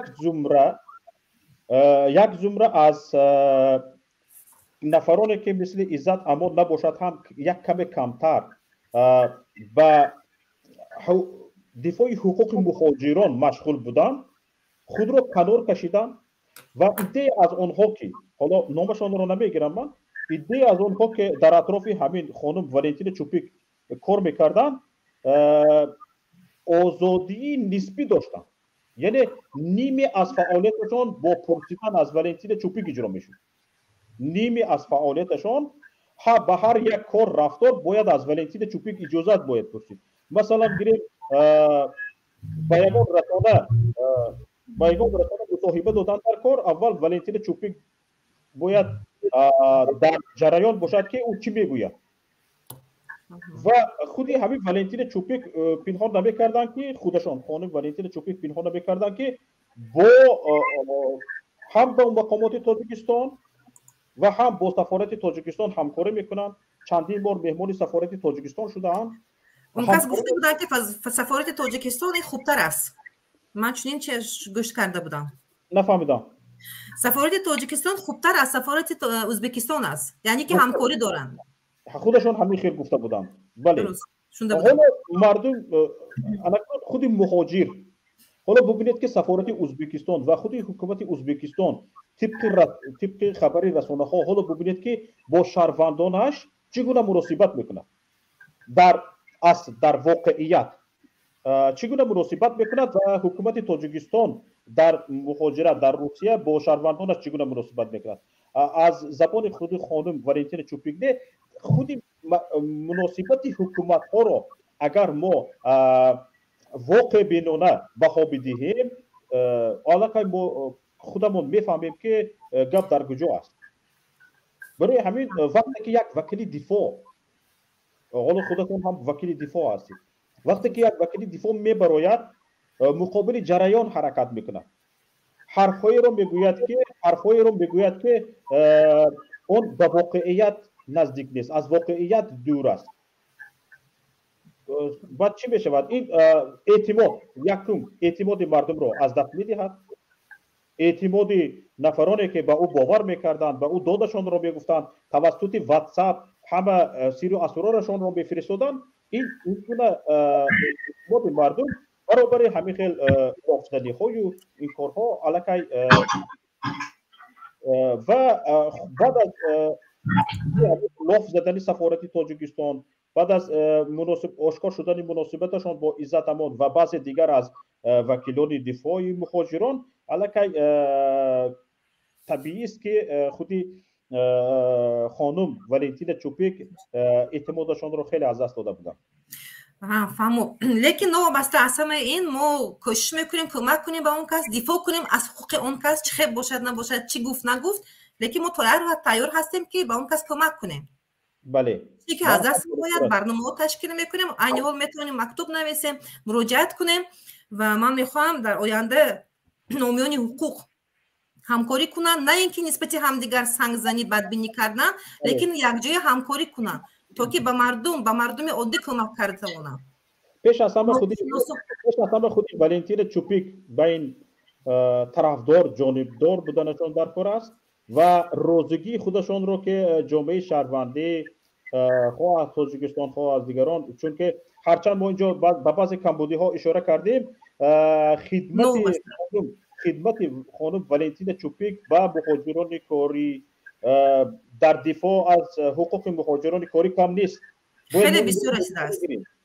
و در برابر اینکه ما از کمبودی ها ذکر کردیم، باید خدمت های شایسته این خانم پیش نظر ما باشد و اینو باید گرفته شود نظر نشود و باید مکانیزم های دفاع از خانم چوپیک باید فکر کرده برآورده شود و باید با مصلحت سرجمانه با اتحاد دفاع کرده شود و پیش از همه چنانه که گفتم خودی خانم چوپیکی مثل عزت امان حالا در بازداشتگاه نیستن، دست و پایشون بسته نیست مثلا گریم، باید خودشون هم شریک این کار باشن. گفتی اون کس کمتر فرقیت کرده ایستاده است. نه چنین نیست. معلومه چند باشید شما مسئله رو تکرار میکنید. قضیه که ولنتینا چوپیک از کرومات اصلا فرق نمیکنه، هر دوشم یک بوده. از همش یکی هستن، درست؟ ولی یک است قضیه عزت هم اگر که روسیه نمیخواست هیچ وقت عزت تاجیکستان به اجازه روسیه نمیتونست تو را برده. یعنی که به همه اون خود حکومت روسیه عیبدار هست، گناهکار است، عین اول که چیکو کرده ایستادن. البته چون عزت هم کرومات هم به حکومت روسیه دیگر یک مخالفت هم که نمیکرد، یک چیز نالازم بود، یک چیز به اونها خلل میرسون. اگر فرض کردیم کرومات در پیشتر خلل میرسون، اون وقت چوپیک نه اونقدر کنون ولنتینا بسیار مشکل نداشت با حکومت روسیه، بدتر اون پیدا کرد. در میان عزت بود که مشکلیش کرومات در چی بود؟ مشکلی یعنی که حقوق مهاجران، اون از مهاجران کمی درستتر یعنی سختتر دفاع میکرد از اونی که دیگران. هر کسی که فعالتر شد اون رو باید که از صحنه باید دور کنه. این نمیاد دیگر قضیه. یعنی سالهای اخیر کرومات شریفوف درستتر یعنی دفاع میکرد، سختتر دفاع میکرد. بله یعنی که در خوردی سختتر میکرد. در سالهای پیش کرومات مثال بیشتر از حقوق مهاجران دفاع از اون میکرد که به مقامات بسیار مشکلی ندارن، مشکلیشون بهتر با کارفرما و با دیگران است، با اونها جدی رفتار میکرد و برخورد سخت میکرد. ولی در وقتی اخیر دید که اینجا با دست حکومت است، یعنی که کارمندای حقوقی حقوق یعنی پلیس مسکو و ناحیه گیت مسکو مسکو دست دارن در این و رفت زیر اونها. یعنی در همه صحبتاش میگفت که برای مثال امان اسناد مخصوصی MVD قانون ویرانی میکند، پلیس قانون ویرانی میکند، بسیار اشاره میکرد و گپ میزد. اون شید سبب دپورت کردن کرومات شریف. کرومات که در تاجیکستان مشکلی نداشت، در تاجیکستان تو خدا رحمتشون کنه تو گذشتهشون آزاد بودن، کسی با ما کرومات شریف رو میگفت که سالدات اتیچستوه اون کس اگر خطا نکنم 25 سال در چی خدمت کرده بودن، در چی حربی خدمت کرده، اون شخص حربی بودن. من راست دیگه با کرومات خیلی دوستی نزدیک داشتیم. آقای کرومات خدا رحمتشون کنه در معرکه‌هاشون ما رو دعوت میکرد.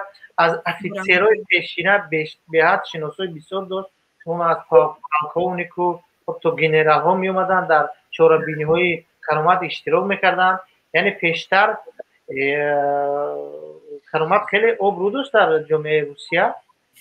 وقتی اخیر که اون کمی درست رفت، کمی سخت رفت. برای تشکیل کردن میتینگ گفته شده خیلی در رسانه‌ها نیست، برای تشکیل کردن میتینگ در کرومات جای میتینگ تشکیل نکرده. این همش دروغ است، این همش همون یک تهمتنامه که برای کرومات کردن همون است و حالا همون را میگویند تکرار میکنن اون است. اصلا کرومات چیزی تشکیل نکرده. اون مهاجران بود که خواستن، کرومات رفت از اونها دفاع کرد که اون مهاجری که شما زدید یا کشتید قضیه‌اش چی است با ما روشن کنید، بگید که اون کجاست. پلیس اون رو بجا کرد، نگفت که کجاست، کدام، حتی نگفتن در کدام بیمارخانه. البته که باید اون هشت تبورش دوستان شما که خطی اون کار میکردن تشویش بدن که کجاست. در حقیقت من همون شب روز در مسکو بودم، ما باور کردیم که این نفر کشته شده است و این رو همون پاسبان‌های بزرگ کشتن. خب دیگر همین است قضیه. از سبب‌های اساسی که استبداد کردن کرامت شریپوف رو همین بود. بله اون سبب. اون زیر پلیس سخت اونجا پلیس اون بسیاری عملها پشت پرده ایستاد، چون اونو دیگر نمیشه رسانه‌ای کرد. اون با پلیسی همون ناحیه گیر نوعی همون ناحیه که مهاجران رو بردن با اونها یک برخورد شدید کرد کرامت، نگذاشت که اکثر بچه‌ها رو دستگیر کنن. به خاطر همون دیدن که کرامت از این سپس یعنی که دفاع جدی میکند از مهاجران، این برای ما خلل در آینده اگر همیشه برود بین مهاجران این شهرتش زیادتر میشود و برای ما خطر وارد. خب این رو ببینن که کرامت شریپوف رو بردن از بین، عزت امون رو بردن، والنتینا چوپک رو بردن. پرسپکتیو ما چه خیلی دیده میتونیم در آینده پرسپکتیو مهاجران چی میشود؟ نظرتون رو میگفتین یکتگی نصرت الله بنابرای خوب میشه. ما باید قانون رو خیلی بسیار باید ما چه رو که در رسمیت تلفنی کسی چیز نیست است.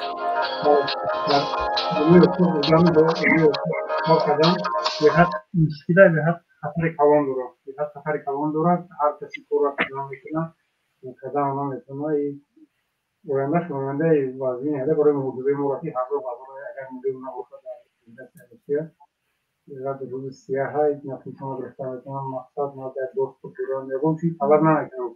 ولی آوازتون خیلی بد آمده است دست نصرت الله. برای چی؟ یگون چی؟ از میکروفون دور هستم. از میکروفون دور هستید؟ سیاز باشه. یگون در حقیقت در روسیه ده خیلی نزدیک است. شما کمتر نزدیک شدن نکو شونده ایستاده.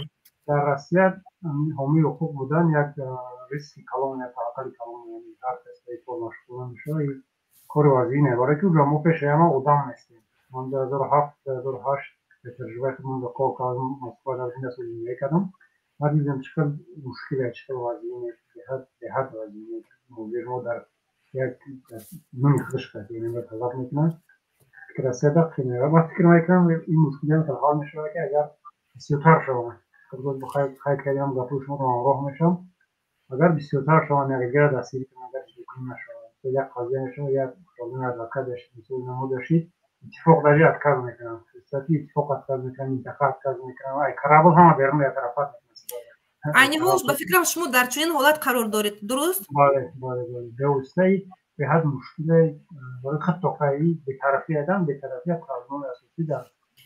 یگان کس به شما کمک کرده ایستاده است یا اون کس دستگیری کرده ایستاده است اینی حال شما در چی قرار دارید؟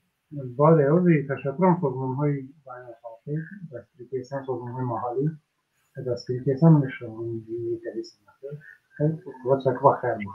یک ما چی گفتیم ما مشکل تو یکمیش فکری خمونه بیان کردیم چند پرونده قطعی واسطه رادیو آزادی واسطه مسئله شبیه واسطه یک کانال رسانه‌ای اینفورماسیون دادن که اینجا قانون برای شده رو آوردن سنده به خاطر یه فکر کنه یه چه چی درام است نکامیش در دایره قانون شما فکر خود رو بیان کردن رنگ قضیه شما هم مثل قضیه ما شد.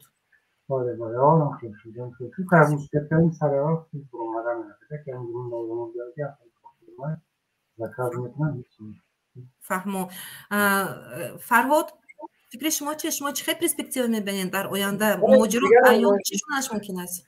مهاجران ما دیگر علاج از اونه که البته در روسیه غیر از اون حامی حقوقای مهاجری که با ملت هاشون دخل دارد برای مثال برای ما تاجیک ها یا برای قرقیز برای ازبک ها دیگرها هم هستن. برای مثال میتونم با فدراسیون میگراسی رسی مراجعت کنم. اون نهادهایی هستند که بین المللی هستند با اونها مموریال و دیگرها مراجعت کنند چون روسیه در حال حاضر نمیتواند همه اونها رو خب از بین ببرد این یک و هستند شهروندان روسیه که با این کار مشغولن با اونها باید همکاری کنند چون اونها رو دیگه جای دیپورت کردن ندارن. درست است که برای اونها مشکلی ایجاد می شود ولی در حال حاضر از این دیگر راه وجود نداره. دیگر راه نیست. یعنی که ممکن است که صغیره موندن. مهاجرای ما عین حال صغیره موندن. درست؟ ягона инсоне ки Валентина Чупик буд дар охир ки садҳо нафар ман бисёр шундагаам дар бораи ин кас ман хуб шундаам лекин гарчанде ки мумкин дуруст бошад чӣ хел бошад набошад ман хуб шундагаам тавсия соати 2 шаб 3 шаб занг мезанем меган он кас гӯшакро мебардоранд ва тайёр будан рафта кӯмак кардан ба мардум бисёр Валентина кор мекардам чун вақтҳои охир дигар касе намонда буд ки муҳоҷирон онҷо муроҷиат дигар ягон кас намонда буд бинед муҳоҷирони қирғиз узбек бештар алоқашон бо Валентина буд барои чӣ якумеш он ки Валентина агар аҳамият дода бошед номи ҳамон организатсияшон ба забони узбекӣ буд чанд миллати ҳамон як яъне ки узбекӣ буд бештар алоқамандӣ бо узбекҳо дошт ва бародари узбек ҳам хеле бисёр муроҷиат мекардам ва шаҳрвандори Узбекистон аз Тоҷикистон дида ман бо пуррагӣ метавонам бигӯям ки бо боварӣ метавонам бигӯям ки 3 маротиба ҳам зиёдтар ҳастанд дар Русия бештар аз 3 миллион ҳастанд дар Русия шаҳрвандори Узбекистон ва албатта муроҷиати онҳо ба Валентина бисёртар аст хоб мо ки тоҷико ки иззат буд муҳофизат мекард каромат буд бо ғайра иззату каромат мисол Каримҷон Ёров ҳасту дигар бародарон ҳастанд ки онҷо фаъолият мекунанд онҳо ҳастанд бештар ба тоҷико хубон муроҷиат мекардем тоҷико ба хотири ҳамун Валентина Чупик ки тоҷикоро камтар муҳофизат мекард вале то ҳол не хато мекунед бисёр мекард ман ҳол чизи ман мегам нисбӣ аст нисбат ба узбекҳо бале ман медонам ки тоҷикоро камтар муҳофизат мекард вале аз касе ки ба ӯ муроҷиат кардааст Валентина даст накашидааст оне ки Валентинаро байни тоҷико байни иззат амон ихтилоф пайдо кардан он ҳам он чӣ ки пештар Шавкатҷон қайд кардан ин дасти сафорат аст чун чанд нафарҳое буданд ки аз болои иззат амон шикоят бурдан пеши Валентина аз пеши худаш нагуфтааст барои мисол як шаҳрванди Тоҷикистон меяд мегӯяд ки маро иззат амон фиреб дод шояд ҳамин бозӣ буд гуфти ин кас ки ҳаминро махсусан ташкил кардан ки ҳомиёни ҳуқуқ бар зидди ҳамдига мекунанд мутаассифона апай хонум Валентина аз сиёсатҳои Тоҷикистон хуб огоҳ набуданд ва бо сафорат на вале бо сафир хеле алоқаи хуб доштанд ман дар ин маҳорати сафир баъзе шахсиятҳои алоҳидаро дар доми худ ғалтондан ман хуб огоҳӣ дорам ва хеле иқрорам ҳастам ки дар ин масъала хеле сафир Имомиддин Сатторов хеле маҳорати боло доштанд ман чандин нафаронро ман намехоҳам ҳозир номошон инҷа бигирам вале медонам аз мухолифини сахти ҳукумати Тоҷикистонро ба доми худшон афтонданд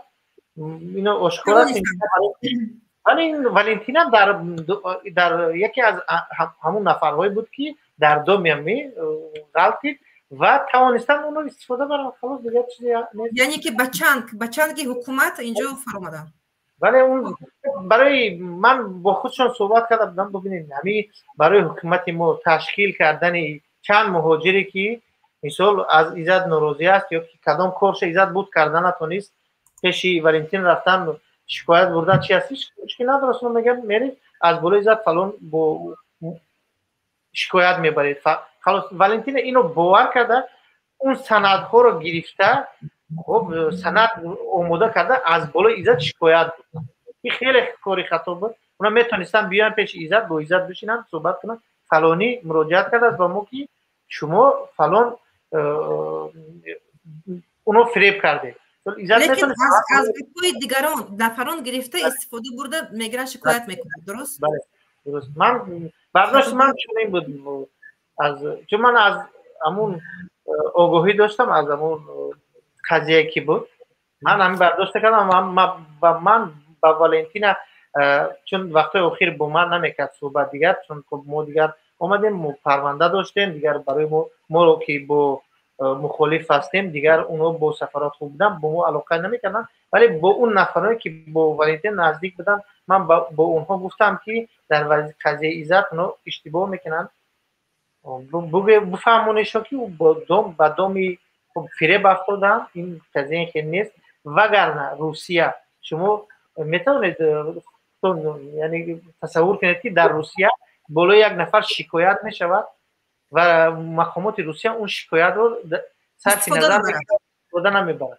برای مثال برای عزت یک پرونده تیار آماده کرد، چی لازم بود روسیه اینقدر خودش بدنام کرده، خب شهروندی روسیه را لغو کرده، شهروندی عزت رو تاجیکستان فرستاده. میاد از روی همون شکایت تفتیش میبود، میگه شما از فعالیت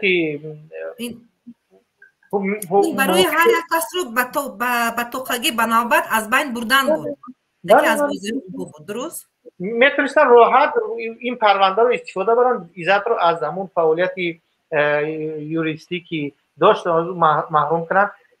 ببینید اینجا عزت با از دیگر حامیان حقوق چی فرق میکرد؟ عزت امان غیر از اون که حامی حقوق باشد با ادوکات هم بود و اعضای فدرال پلات ادوکاتورای روسیه هم بود. عزت امان همچون ادوکات فعالیت میکرد، ولی همچون ادوکات هم فعالیت میکرد، ولی نه همه پروازرشنی همه پروازرشنی میتونه همچون ادوکات فعالیت کنه، ولی عزت میتونست.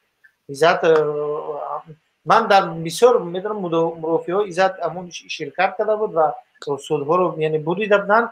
متاسفانه نه همه چیز دیده میشود. برای مثال یک روز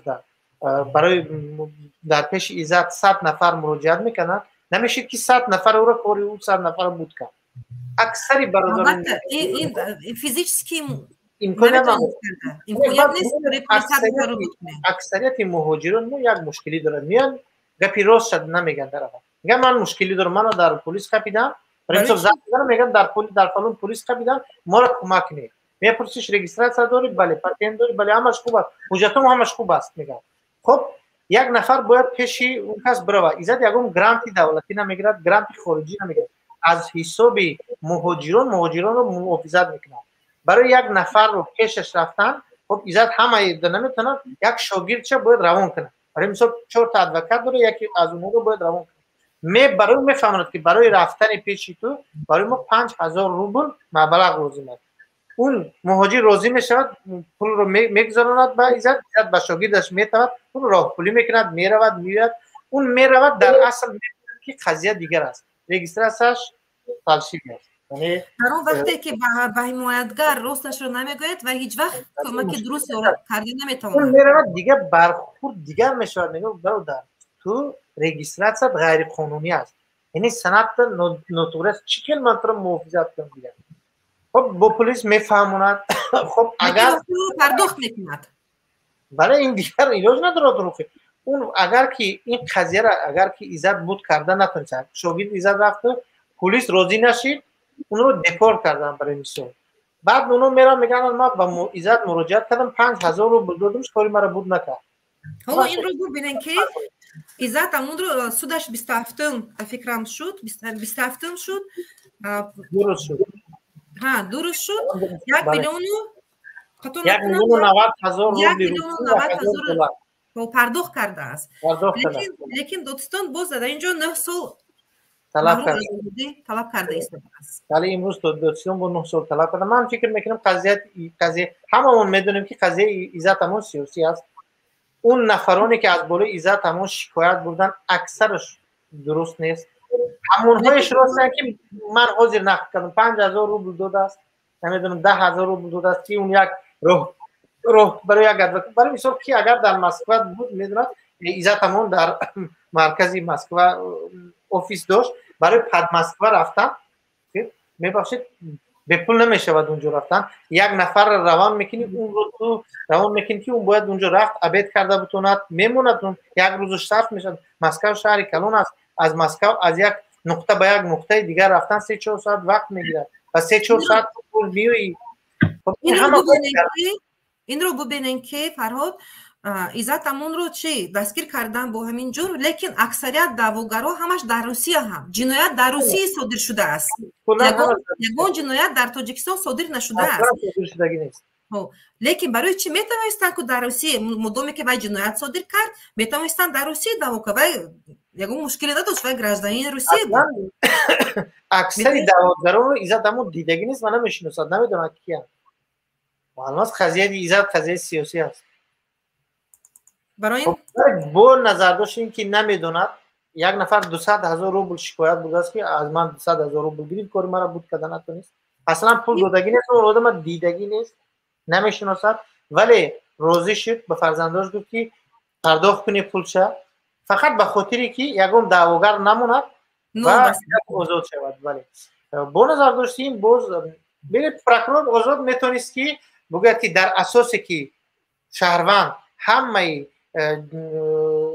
طلبات جبران پولی رو سپرید، می شود اون رو با همون عفی شده تطبیق کرد، برای اون عفو تطبیق کرد و آزاد کرد. نه میگن سود باید اون رو اول سود کند، طلب میکند از سود سود کند، در حالی که پروکورور میتونست قضیه را قطع کند. شاید پرونده عزت همون علاقه به سود وارد شده است. اگر که ودومه که به سود وارد شده است، در اون وقت باید پرونده رو دیده برایند، بعد قانون عفو تطبیق نمایند. حالا معلوم نیست که چی میشود.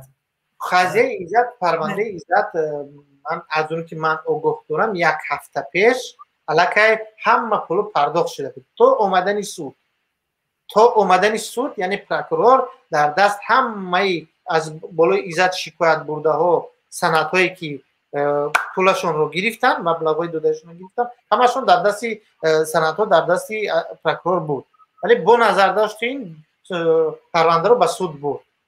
به هر حال امیدوار میشویم که مردمی که پرداخت کرده است پرسو همش اصلا امکانی عزت امان را در بازداشتگاه نگاه داشتن ماندگی نیست، چون پرونده خودش استاتیاش همون استاتیا در اف غلطی دست شامل اف شدگی استاتیا.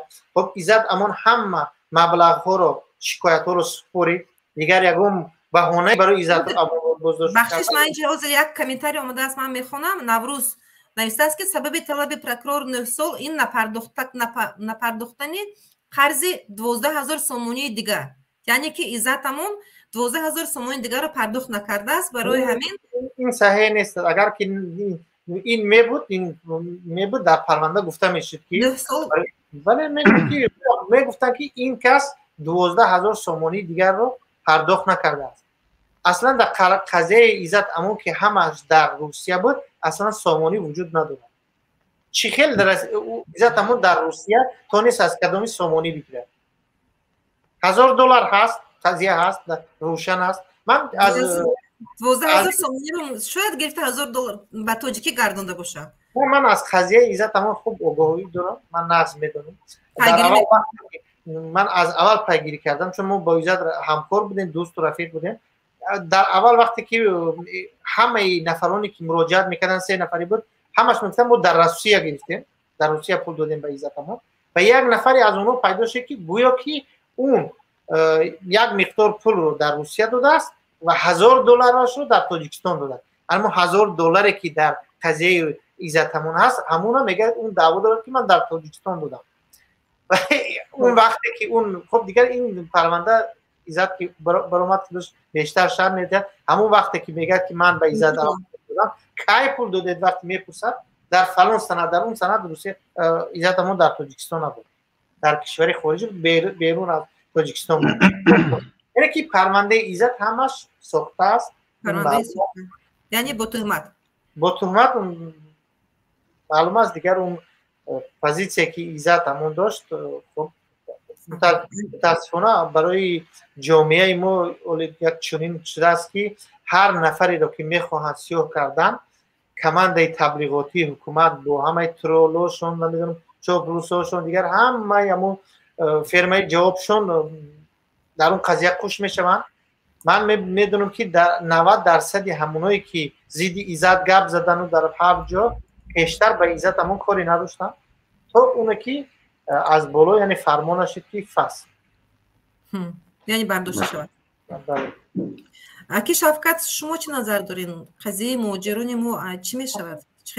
حالا ببینید، از همون قضیه کرامت شریپوف سر کنیم. اگر کرامت شریپوف رو وقتی که به تاجیکستان استرداد کردن، حتما مثل اکای عزت امون او رو به حبس نکشیدن، یعنی بازداشت نکردن، در بازداشت نبود، در آزادی بود و خدا رحمتش کند.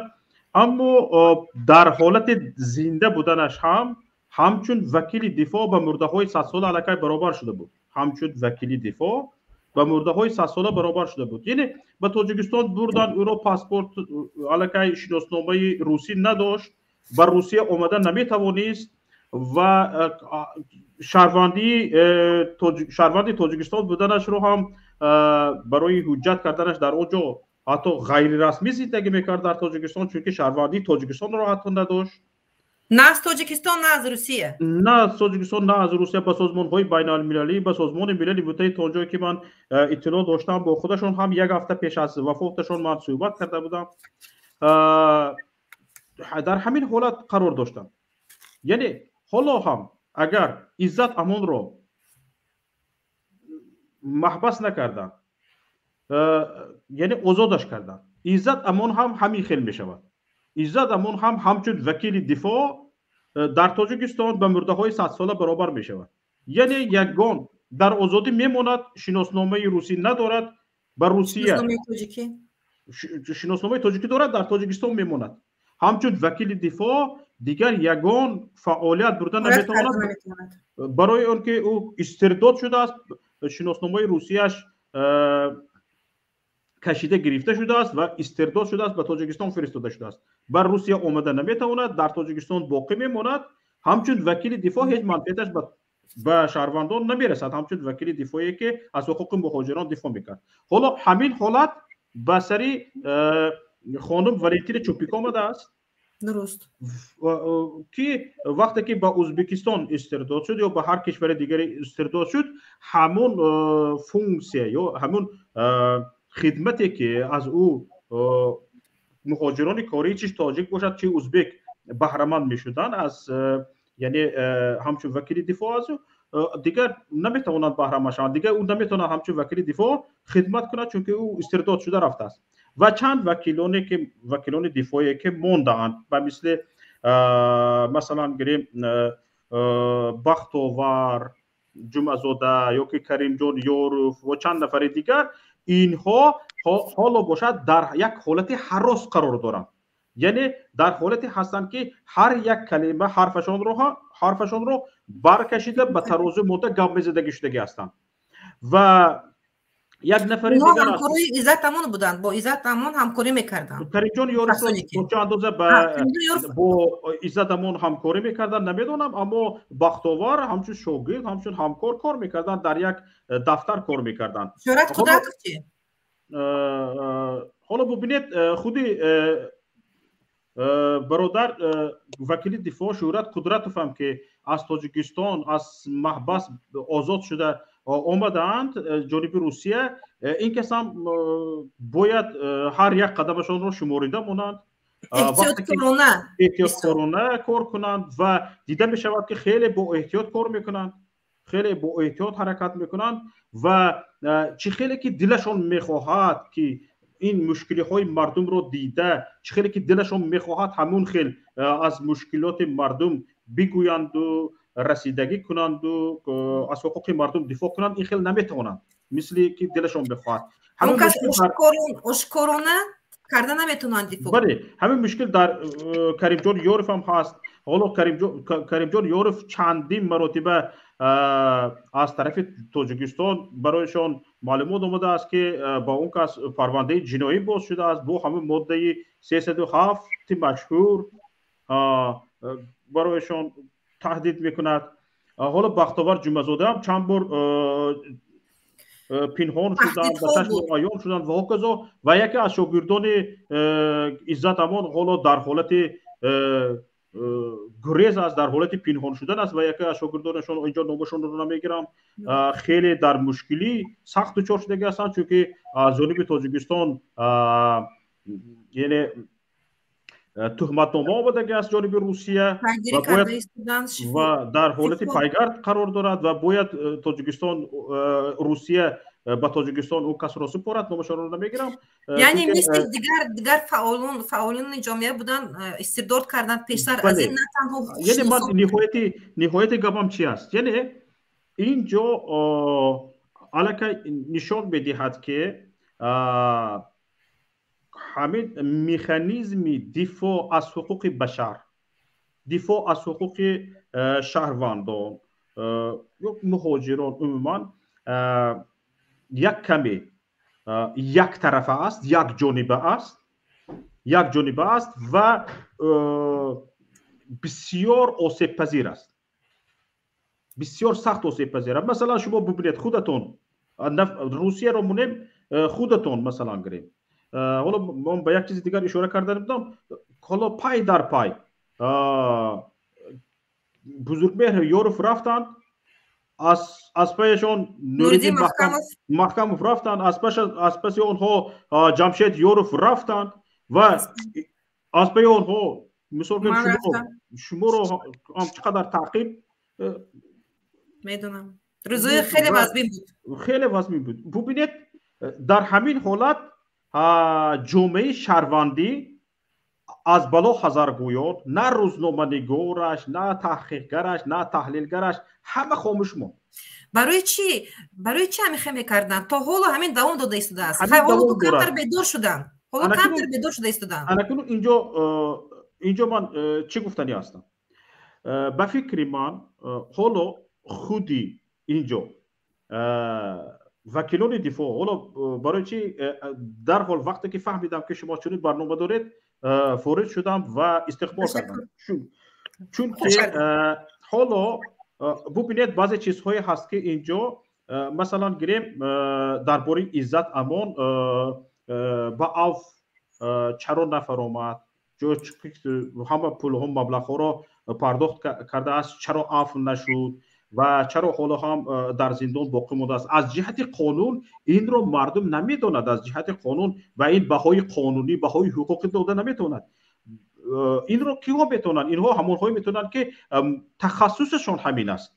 مثلا اگر این را میتونند خانم معظمه قادر و حقوق شناسان برادر جمشید یوروف و شهرت قدراتوف، اینها میتونند. باید اینها هر هفته با مردم درس های سیاسی داشته باشند، با جامعه شهروندی بحث های حقوقی داشته باشند، بحث های حقوقی و عموما جامعه شهروندی را به همین سو کشیدن لازم است که یک کم مسئولیت شناسی را جامعه شهروندی از جانب خودش حس کند. حالا کرده ایستاده، حالا تشکیل کرده ایستاده، بله همین باید تشکیل شود و کم جامعه شهروندی باید مسئولیت شناس شود و عموما اینجا میتواند روزنامه‌نگاران، رسانه‌داران و نفرانی که بیشتر با جامعه کار میکنند باید امروز نهایت به خود بیایند و این رو بفهمند که اگر در جامعه وکیل دفاع، ادوکات جایگاه خودش را پیدا نکند، همین مشکلی هایی که پیش ادوکات، پیش وکیل دفاع حاضر آمده ایستاده است، اگر به سر خودش بیاید هیچ یک دفاعگر پیدا کرده نمیتواند و بیچاره‌ترین شخص خودش میشود. رسانه داشت نداشت، والا ببینید همین که چند رسانه رو بستن. این رو ببینید که پیدا کردن یک روزنامه‌نگار دعوت کردن، شخصا من بسیار مشکلی کشته ایستادم وقتای اخیر. برنامه میخوام تشکیل کنم لیکن پیدا کردن روزنامه‌نگار یا اون شخص دیگر رو خیلی مشکل است. حالا تحلیلگران ما خیلی مشکل دعوت کردن با این حالت پخته نرسیدن که منفعت ملی از پرینسیپ های شخصی بالا میایستد. درست. و این حالت حالا آمدن نرسیدن. بسیاری از من روشنفکران خودم رو میدونم که از منفعت ملی دیده پرینسیپ های شخصی خودشان رو بالا میگیرن. مثلا پرینسیپ شخصی یک نفر روزنامه‌نگار مشهوری ما این است که اگر تو با فلانی ما با تو در برنامه تو اشتراک نمیکنم. همین مشکلی ما در همین است. یعنی از منفعت ملی که باید تو برنامه کی است، برنامه چی است، برنامه کی باید از دانش تو، فهمش تو، فکر اندیشه تو ملت باید بهره گیرد. ملت باید بهره گیرد. برای همین او پرینسیپ شخصی تو به تو خلل میرساند که تو به ملت فایده بیاری. این رو ببینن که کسی رو دعوت میکنی من از سیاست دور شدم، من به سیاست کاردور نیستم. خب میگم برنامه من برنامه سیاسی نیست، برنامه من حقوقی است. لیکن گرچنده که حقوقی سیاست برای چی از سیاست، برای چی ما باید در سیاست باشه. هر یک شهروند تاجیکستان این رو ببینید که در اروپا اینها حس ملت دوستی و وطن دوستیش خیلی بلند است. هر وقتی این از کودکش سر کرده به سیاست دخالت دارد. مردم ما چی؟ من از سیاست دورم. به همین برنامه یک شخصی معروف رو دعوت کردم، نامشون رو نمیگویم، چی نوشتم؟ من از سیاست دور شدم. خب استاد شما از سیاست دور شده هستین، لیکن شما حقوق شناس هستین، شما تجربه کاری بسیار دارین، باید دارین، شما میتونین از همون تجربه کاری خود به دیگران منفعت بیارین. درست؟ نه اگر چنین شخصانی که خود رو دور کردن از این، پس مردم عادی چی میگه؟ بله مردم عادی من چی نمیتونه دخالت نمیکنه. اینجا ما از پرینسیپ شخصی گفتیم، با بعضی نفران امنیت شخصی از منفعت ملیشون بالا میایستد. یعنی امنیت شخصیشون از منفعت ملی بالا میایستد. اگر مثلا گریم حالا ببینید یک کشوری همسایه هجوم کرد با کشوری ما، فرض کردیم اینجا با شما چی بالاتر میایستد؟ امنیت شخصیتون که به یگان کوه گریخته روید یا منفعت ملی که باید وطنتون رو محافظت کنید؟ البته از امنیت شخصی شما منفعت ملی بالا میایستد. برای همین هم شما اینجا نباید از امنیت شخصی گپ زنید. حالا ببینید فکر کردن در کار نیست در این حالت. من باید آرام باشم، اینجا به امنیت من خلل، حالا هم به امنیت ما هر روز هر ساعت خلل هست. هر ساعت تهدید میشنویم ما. اگر ما گوییم که نه من هر ساعت تهدید میشنوم، اینو به فرزندم تهدید کرده ایستاده است، به خودم تهدید کرده ایستاده است، خودم رو برده اینو به سالانی دراز به حبس میکشد و باید من خاموش باشم گویم این حرفایی که باید مردم بشنود، چه خیلی از کجا میشنود؟ حقیقت رو باید گفت. حقیقت رو باید مردم بداند، بفهمد، مردم بیدار شود. و اگر حالا ببینید این نفرانی که علم دارن، دانش دارن، فکر دارن، اندیشه دارن که این یک نعمت خداداد است و باید به مردم داده شود و باید مردم از آن بهره مند گردد. اگر به خاطر امنیت شخصی شما، تنها به خاطر امنیت شخصی شما از این دانش شما مردم بهره نبرد، از این فکر اندیشه های ملت ساز شما ملت بهره نبرد، ملت که ساخته نمی شود. و شاید شما نفر نیست. پس اون همون چی که اندیشه هایی که اون چی که منفعت مردم برده نمیتواند از دانش تو و دانش پوسیده است. در یک مثل یک میوه که در انبار میموند هیچ کس استفاده نمیکند، میپوسد، پوسیده شده است. سال میگذرد.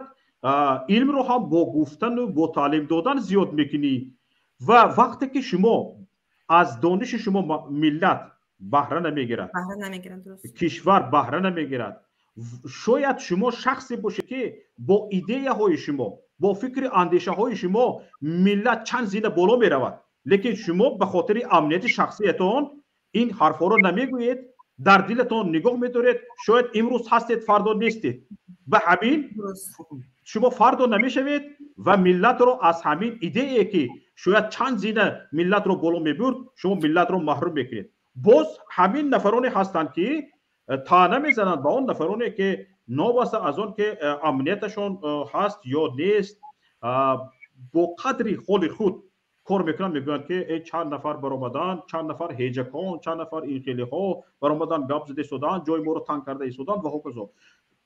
حتی فکر اندیشه در همون نفران بزرگان ما یک کم در حالت چی است؟ چی میگم؟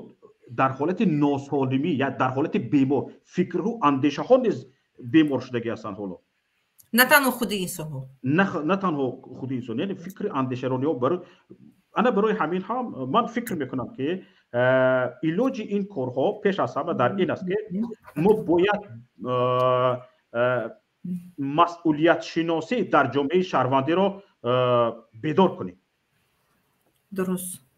از همه مهمش این است که مسئولیت شناسی در جامعه شهروندی باید سطحش بالا رود. 100%. خوب تشکر اکی شفقت. سلامت باشید. من خارج میشم. خیلی نمایید. ان شاء الله. به شما هم برای کار میندار هستیم. خیلی که تشریف آوردید. زنده باشید. تشکر به شما. خب دوستان لایک موندن رو از خاطر نبرید. من هم به فکرم یاد گرفتم کم کم. لایک موندن رو از باید این برنامه دستگیری شود. دستگیری کنین برنامه ما رو تا که بیشتر در آینده ما برنامه‌های جالب‌تر برنامه‌های بحثناک پیشکش کنیم به مردم که جالب‌تر شود. برای همون دستگیری نمایید. زنده باشید. سلامت باشید. خب اینجا یک نفر آمده ایستادن خیلی یک میبرن قبول کنم قبول کردنی میشم لیکن چی؟ معلمه اگر اجازه در صحبتشون شوکت جان از صحبت شوکت جان یک در یادم زد. سال 2013 وقتی ما تلویزیون شدیم ما اولین شده تلویزیونی ماهواره‌ای که شدیم مهاجران از مسکو ایستاده یک روزنامه‌نگاری خیلی خوب معروف رو دعوت کردم به کار. من دیرکتوری اون تلویزیون بودم. دعوت کردم که بیا با ما در ما کار کن. یکم سوالی داد گفت که شما چند سوم به من معاش میدین؟ ولی من گفتم اگر شما برای معاش بیاید تلویزیون ما جای پول کارکنی نیست. متاسفانه شرایط ما اون شرایط تنگتر است چون مسکو است. اون معاشی که ما میتیم به هر حال شما از اون پول کار نمیکنید. برای ما بیشتر ژورنالیست لازم است که صرف نظر از همون پرینسیپ های خود شخصی و اقتصادی خود بیاید در تلویزیون بکار کنند. اکثر نفرانی که دعوت کردیم راضی نشدن؟ نه راضی نشدن. یک چند نفرای همگی یافتیم که برای مثال رستم، برای مثال تیمور وقتی که برایشون معاش مهم نبود، مهم حرف و عقیده‌ای که اندیشه‌ای که دارن برای مردم رساندن. این برایشون مهمتر بود و اونم یعنی ردکتور زبان روسی بودن و خیلی ما در به هر حال شخصیت‌هایی داریم که از همون پرینسیپ‌های شخصی خود گذشت میکنن ولی متاسفانه خیلی کم هستن. خیلی کم هستن. از پرینسیپ‌های شخصی خود گذشت کردن خیلی کم هستن. برای مثال من چند نفر رو میتونم اسمشون رو بگیرم. من فخر میکنم از اون که با اونها دوستم و شناس هستم. برای مثال ظفر صوفی به خاطر پرینسیپ‌های ملی از پرینسیپ‌های شخصی خود گذشت کرد. اما اوزدگان رو اون خیلی یک تلویزیون آماده کرده بود که در پخش بود، پخش موهوره بود، ولی از پرینسیپ‌های ملی خود پرینسیپ‌های ملی رو بالا از پرینسیپ‌های شخصی خود گذاشت. از همه اون دست کشید، قطع کرد و ترک تاجیکستان کرد. مجبور شد که دیگر آزادگان رو هم قطع کنه. یعنی یک خیلی برای جامعه شهروندی، برای ژورنالیستیک تاجیک، یعنی یک برای خیلی یک تلفات بزرگ ضربه شد. تلفات بزرگ ضربه سخت بود. این همه رسانه‌های خصوصی که محکم کردن و ترک تاجیکستان کردن یا خیلی ضربه سخت بود. متاسفانه. گوش میکنیم یک کس آمدن اینجا با نام کلوب 24. فرهاد گوش میکنیم این کسی چی گفتنی دارن بکنم. سلام علیکم آقا. سلام علیکم، خوش آمدین به برنامه ما. باشه رحمت کردم. تو که فرهاد خوبی؟ سلامت خوبم. رحمت بفرمایید. موضوعتون نه درام هم جشتن نه برنامه را دیدم. من برنامه را برای کلوب 24 سال لبو این برنامه لبو هم چیرا ما تماشا میکنم. محمد بول اکی نو برافت اکی شوکت یورا همش من لایک دارم نیدن نو درام که لایکوشن کم. خوش اومدید. پاتیسا کم یا برا خیر پامن. بهترین کار کردید. موضوع تو نفهمیدم برای چیه؟ برای ژورنالیست باشه. موضوع ما چی گفتید؟ موضوع ما اویدی شکاری حقوق شناس ها گفتن برای فهمو کرده میگه حامیان حقوق برای چی از روسیه استرداد کرده ایستادن حامیان حقوق رو.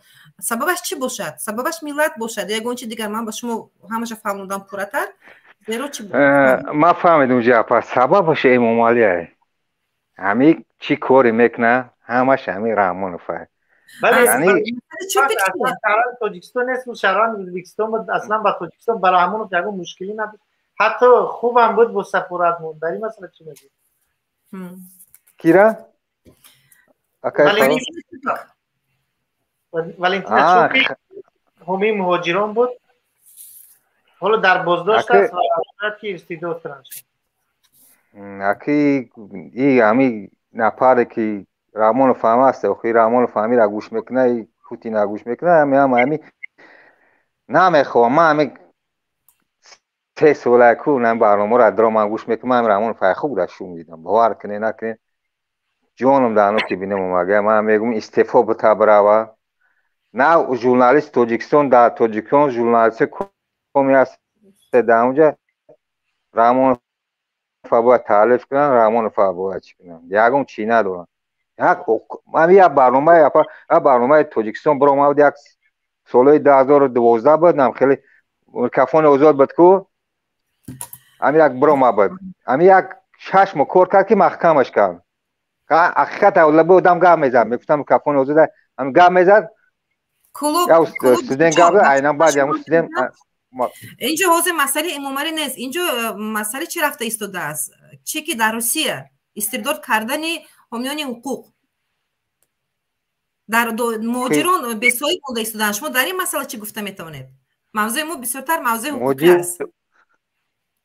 مهاجر ای وقت همه که عزت همون نبودن که خیلی بد چی شده مجازات عذاب شد خیلی اردام میکردم دستگیری که میکردم کم اقل ای وقت همین را بردن اوجه تمام وزن شد خیلی وزن شد بخدا. یعنی باید مهاجران چیکار کنن که کرامت والنتینا را نبرن دیگه؟ من یه شنه میدونم باید ما همین رحمان فهمی بود که ما مهاجرت باید ما بریم اینجا. من دل مگه 3 سال شد در اینجا جانم دانو که دوم نه برنامه رو میدونم 24 من نوشته که 24 تا برنامه گوش میکنم برنامه رو میدونم چی میکنم. ما شما رو فهمیدیم. تشکر که اومدین. زنده باشین. سلام. خب با فکرم در همین جا جنبش کنیم. بله اگر شما اجازه بدید منم برای آخرین سخن یک دقیقه صحبت میکنم و خارج میشم چون وقتی نماز هم شده است. با اجازه شما. خب یک کس دیگه آمادگی قبول کنیم یا نکنیم؟ لبای یک نفر دیگر آمادگی مهاجرت قبول کنید. من فقط یک صحبت میکنم کمی برای مهاجران توصیه میکنم که در این مرحله چی کار باید کنن. از تمام مهاجران خواهش میکنم که رو افتاده نشوند. به هر حال وقتی مشکلیشان افتاد با اون حامیان حقوقی که در روسیه مشهور هستند، برای مثال حاضر فدراسیا میگرانت فرانسه هست، اونجا برند دیگر حقوق در فعالیت میکنند که اونها رو نمیتوانند دپورت کنند و اونها مراجعت کنند. در حال حاضر همین فقط مونده است خلاص. دیگر خدا نگهبان همتون. رحمت معلمه برای برنامه‌تون و اگر در آینده توانیم که فکری نظری طرف دیگر را بگیریم، یعنی یکم نفری که از طرفداران حکومت از طرفداران حکومت این دفاع از این نظر بگیریم از اینا هم باشم کلی ندارد فقط در حضور صحبت کنم خیلی خوب بشود. خوب میکنین. در آینده در نقشه داریم. تشکر فرهاد که تشریف آوردین. خیلی صحبت کردیم. مردم امیدوارم که بهره گرفتن از صحبت‌های شما، برای خود چیزای خیلی مثبت گرفتن. در پناه خداوند باشین. در برنامه‌های آینده دعوت میکنیم ان شاء الله. تشکر. میکروفون خب نصرت شما چی گفتین دارین چی تفسیر دارین شما کمتر نزدیکتر شید برای چی که میکروفونتون چی نشده است بیزی بس بخشی شما رکن خم پرامی اینترنت مقابله نفهم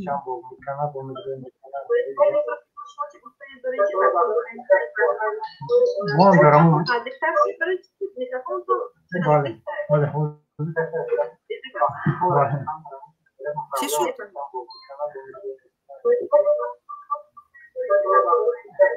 الو چطور بیزه بومده است بازید من به شما تکرار رفته است بله ما اثر وارد او اثر کدروه خب دوستان عزیز لایک موندن رو فراموش نکنید ابونه شدن رو فراموش نکنید تا که در آینده برنامه‌های جالب پیشکش شما نماییم با همینطور با طریق استریم بحث ها باشد در موضوع حقوقی خیلی بسیار هست از خاطر نبرورین لایک چقیدن ابونه شدن این کاری بسیار طلب نمیکند از شما یگان زحمتی بسیاری هم طلب نمیکند اکنون چی از خاطر نبرورین لایک چقیدن ابونه شدن این کاری بسیار طلب نمیکند از شما یگان زحمتی بسیاری هم طلب نمیکند اکنون چی از خاطر نبرورین لایک چقیدن ابونه شدن این کاری بسیار پرابلمی شده است از شما خب اینجا پیوست شده نتونسته است و دست داشتیم و معما دارد پرابلم دارد به فکرم در همون اینترنت باشد شاید اینترنتشون ضعیف باشد یا اینکه جاشون چی گفتنی هستم واقعا هم حامیان حقوق اکثریت حامیان حقوقی فعال بودن در روسیه استرداد کرده شده ایستادن از روی همه فکر و نظری خود رو در اینجا فهمیدن کارشناس ها بودن همه نفرون باوری دارم که مردم برای خود چیزی در کاریش رو گرفت من چی گفتنی هستم نو بسته از اون که ولنتین چوبک چی گفته بود نسبتی عزتمون چی خیلی بود نبود لیکن ما باید حمایه کنیم دفاع کنیم صدا بلند نماییم ایلوچ شود فلش موب کنیم که زیرا اون کس رو آزاد نماید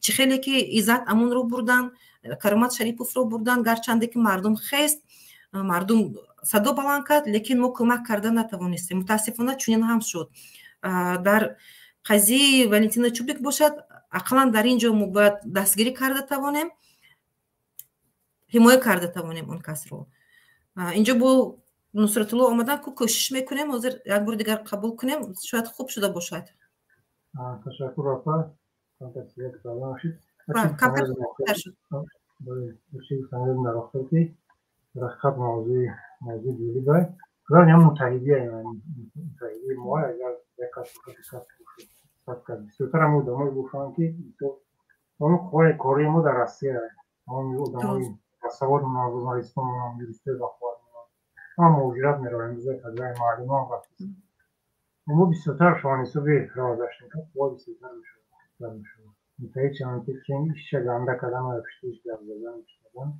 نو واسطه کدام ملت باشن کدام دین باشن متحید شوان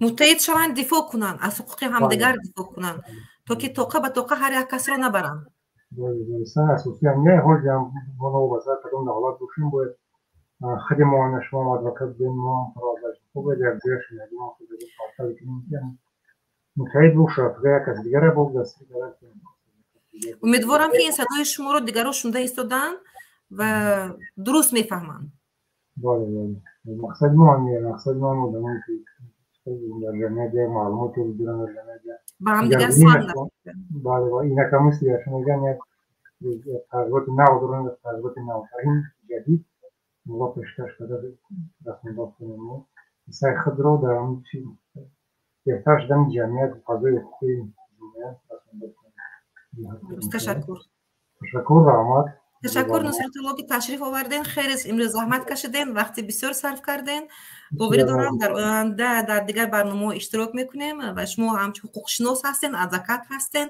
و برنامه های ما جالب و روشن‌تر زیباتر میشود و مردم فهمان‌تر میشود تشکر در پناه خداوند باشه